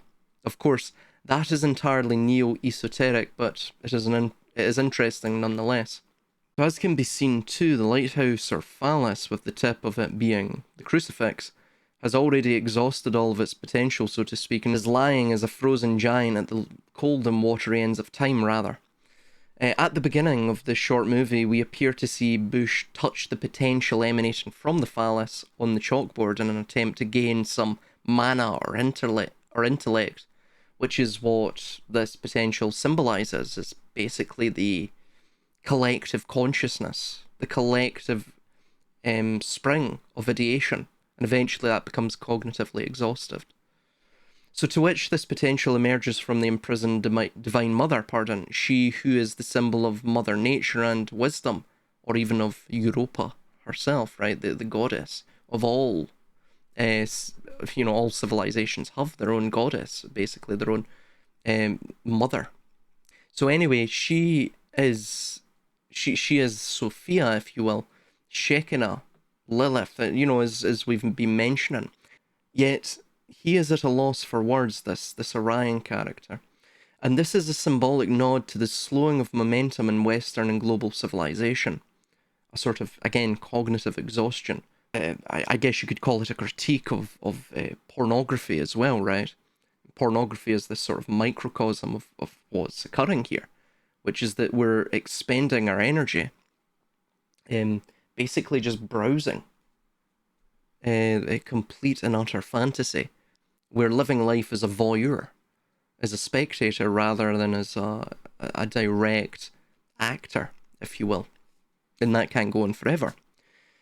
So a detachment from mother and such a civilization, of course, is destined for a reset by the Demiurgos, who pulls the strings whose countenance we are unable to see. The love heart symbol is associated with the Tiferet, or the heart, and it appears throughout iPet Go 2 as a recurring symbol, occurring 4 to 6 times, depending on how one chooses to count them. The Tiferet is the centre of the hexagram. This 7th point is contained within the cube, yet it also originates from a far more tangible source than the cube's illusory dreamscape. It is merely spiritually imprisoned there. The light itself that emanates from the lighthouse is the light of wisdom that emanates forth from the mother herself, Mother Nature, of whom man's technology seeks to imprison and keep captive in our own home. Moreover, we notice that the reclining man has no head, which is, of course, as we've stated, symbolic of Orion. As we well know, Orion vainly chased the Pleiades and sought to unveil them, just as man desires to unveil Mother Nature's secrets and partake in the luscious fruits of her mysteries. Additionally, when the hand of the hidden god descends from the vortical spiral, which is entirely what we have been seeing through the sky of Europe recently, interestingly, and the pyramidal Sator technology, Sator repotenet opera rotas, the cedar Saturn from beginning repeatedly to the end, ad infinitum, creates and preserves the cosmos via toroidal vortexes. That's what it means, or that's my general understanding of it, at least. Emanates a ray of light through his ring finger and middle finger, thus subtly creating the love symbol in sign language, relating back to the Sephiroth, as we've stated, Tiferet, and then impregnates the old crone of the lost Pleiades with the seed of a new cycle. This wipes away and purifies the menstrual blood that is upon her white pants, which is also a symbolic nod to Revelation 7:14. Quote, I answered, Sir, you know. And he said, These are they who have come out of the great tribulation. They have washed their robes and made them white in the blood of the Lamb, unquote. Merope, from ancient Greek, merope, is believed to derive from the Greek words meros and ops, which is potentially meaning with face turned or face turned. Merope, of course, is the lost Pleiades, right? The one that Orion was after. Naturally, this is why we see the old crone's face turned, for this is Merope who cavorted with and married a mortal man, thus becoming the faintest of the Pleiades and one that was not charted originally until technology permitted its observance. Hence, one can see the connections here with technology imprisoning Merope, the lost Pleiades whom Orion lusted after, and that she gave into the slumbering mortal man and is entrapped in his clutches, basically the idea of spiritual involution. It's symbolically destined to be the faintly seen yet powerful engine behind the rise in technological prominence and, of course, civilizational governance. So again, the divine feminine, the soul, which is spiritually involuted into matter, awaiting conscious evolution through the various rinse and repeat cycles. This is the idea. Both fundamentally, but when we speak of masculine and feminine, it is not just strictly the sexes we speak of in their physical sense, but rather dipolar elements. However, ritualistically, there is an inversion that is underway. The reason for this is simple: to psychologically force men to become effeminate and women masculinized, thus putting them in a constant self-destructive and confounded state that renders them far more malleable to the power structure at large. However, the life-giving power of the woman and the man too, arguably, is to be stripped away from them. Families are to be destroyed, and that ultimately puts the female first and foremost in the crosshairs, for she is always at the heart of the family, with the man at its head.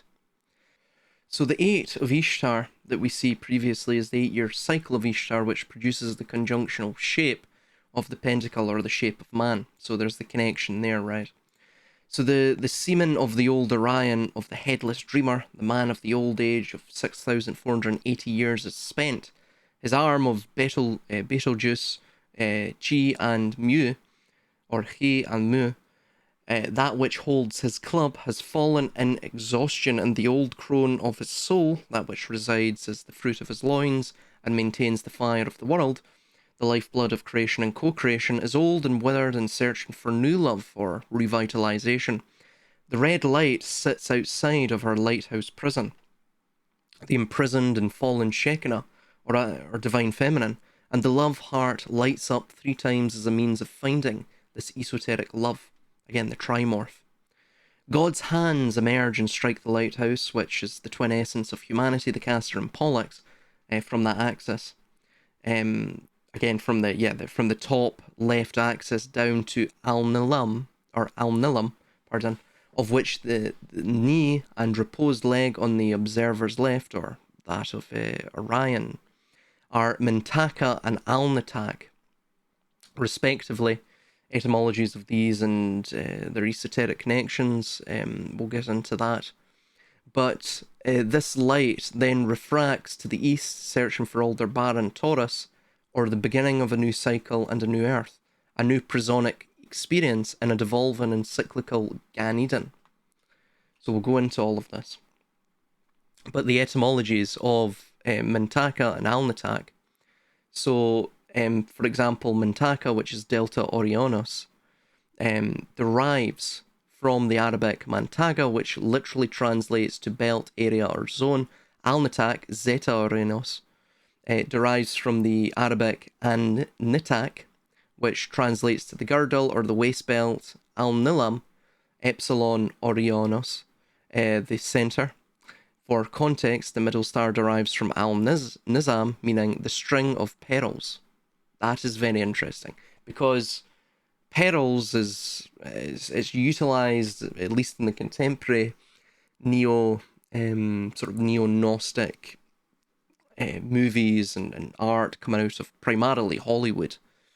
Typically they'll use character names as Margaret or other ideas that relate to either grace or perils. It's effectively, the peril is the divine soul, right? Why peril? Because the peril is cultivated from a piece of dirt or grit that gets into the dark platonic cave of the oyster, and then from in that sort of crucible of darkness, that gestational womb of suffering and tribulation and obstacle, it eventually grows into the beautiful peril, the sought-after peril. So you can see the idea of the sort of alchemical transmutation. So in occult anatomy, the belt or girdle represents the division between the higher spiritual faculties, the heart and the head, and the lower generative and base material faculties, the loins. So the unfastening. If Orion represents the old age of 6,480 years, roughly 1/4 of the Great Processional Year, and again, this is the reason you have the 4 quarters, right? This is all, you have 6,480 years, which then moves another grand epoch of 6,480 years, and then moves again and moves again.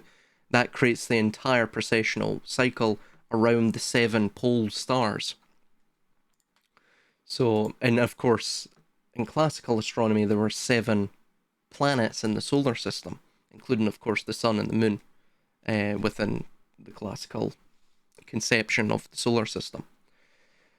Anyway, so his belt is the structural integrity of that epoch itself. So when the light of the god, the divine, strikes this axis, it is essentially unfastening the girdle of the old world order, and the sort of old matrix is represented symbolically, let's say, is losing its structural binding. So in Egyptian archaeoastronomy, Orion is Osiris, the god of the dead and the underworld.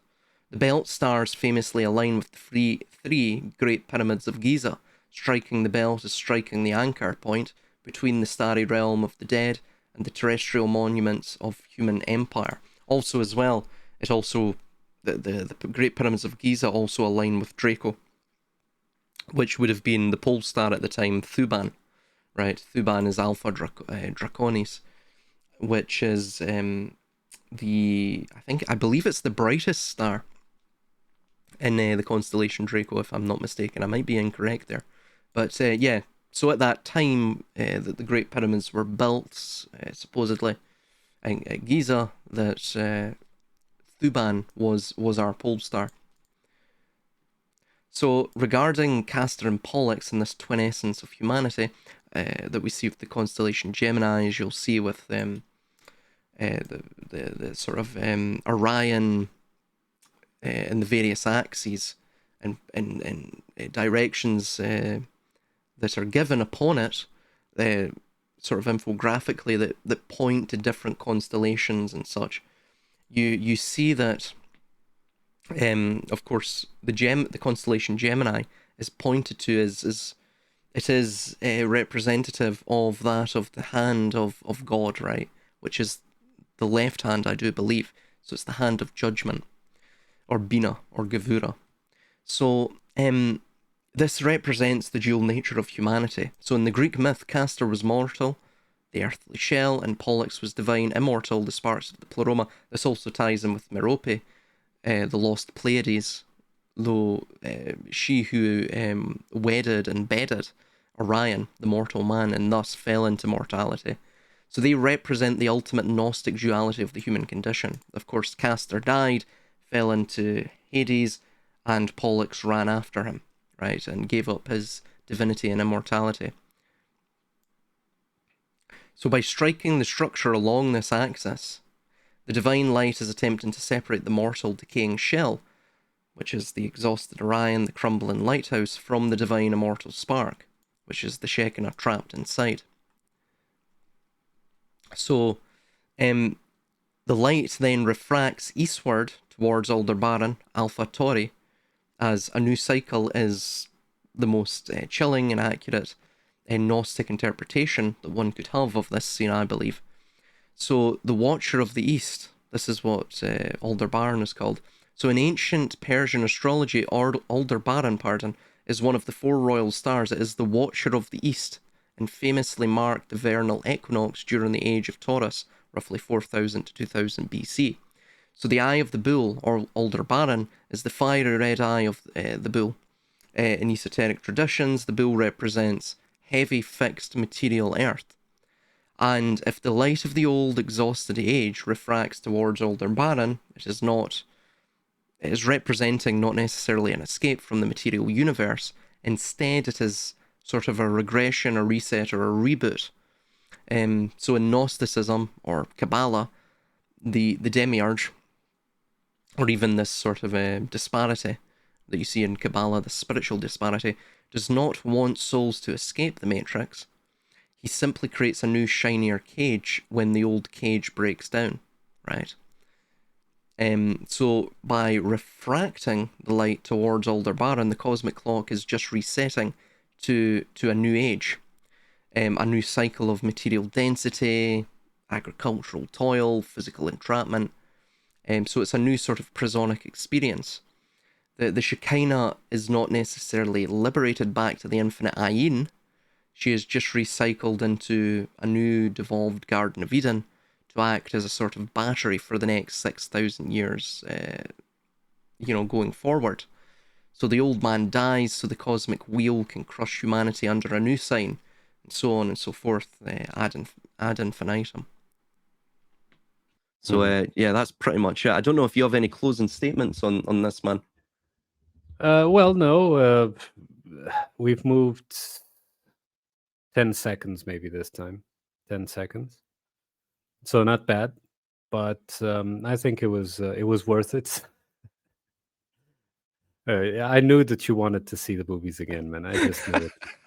You're addicted. You're No, obsessed. that was You're a perv, actually man. that was actually an accident. I was It trying to was get an to that accident. scene. Yeah, I bet that's what you tell to everyone. Oh, it was an accident. Sorry. Oh You're man. gonna make YouTube put a one of those disclaimers or whatever saying that this contains graphic. Yeah. But The anyway, swinging man, of yeah, it man. was a great episode. I think even though we are moving slowly, we are moving, and I think we've presented some interesting aspects. And I hope that the viewers got something of interest too. So great. Absolutely, man. Yeah, yeah. And well, we haven't got long to go. We're at 5 minutes, so we only have another 2 minutes. It does start getting really interesting at the end, and it goes into Ophiuchus. So I'm interested to hear your points on Ophiuchus, because I know well, I learned of Ophiuchus basically from you, the concept itself, and yeah, and so I think this is going to be absolutely very interesting going forward. Yeah, man. So okay, Hopefully our thank you. voices get back to normal as well. Yeah. That too. Yeah. I'm having a bit of a struggle here to maintain the. Otherwise, I'd be coughing. But yeah, it was great. Thank you very much. Yeah, man. Take it easy. Have a good one, man. Likewise. Thank you.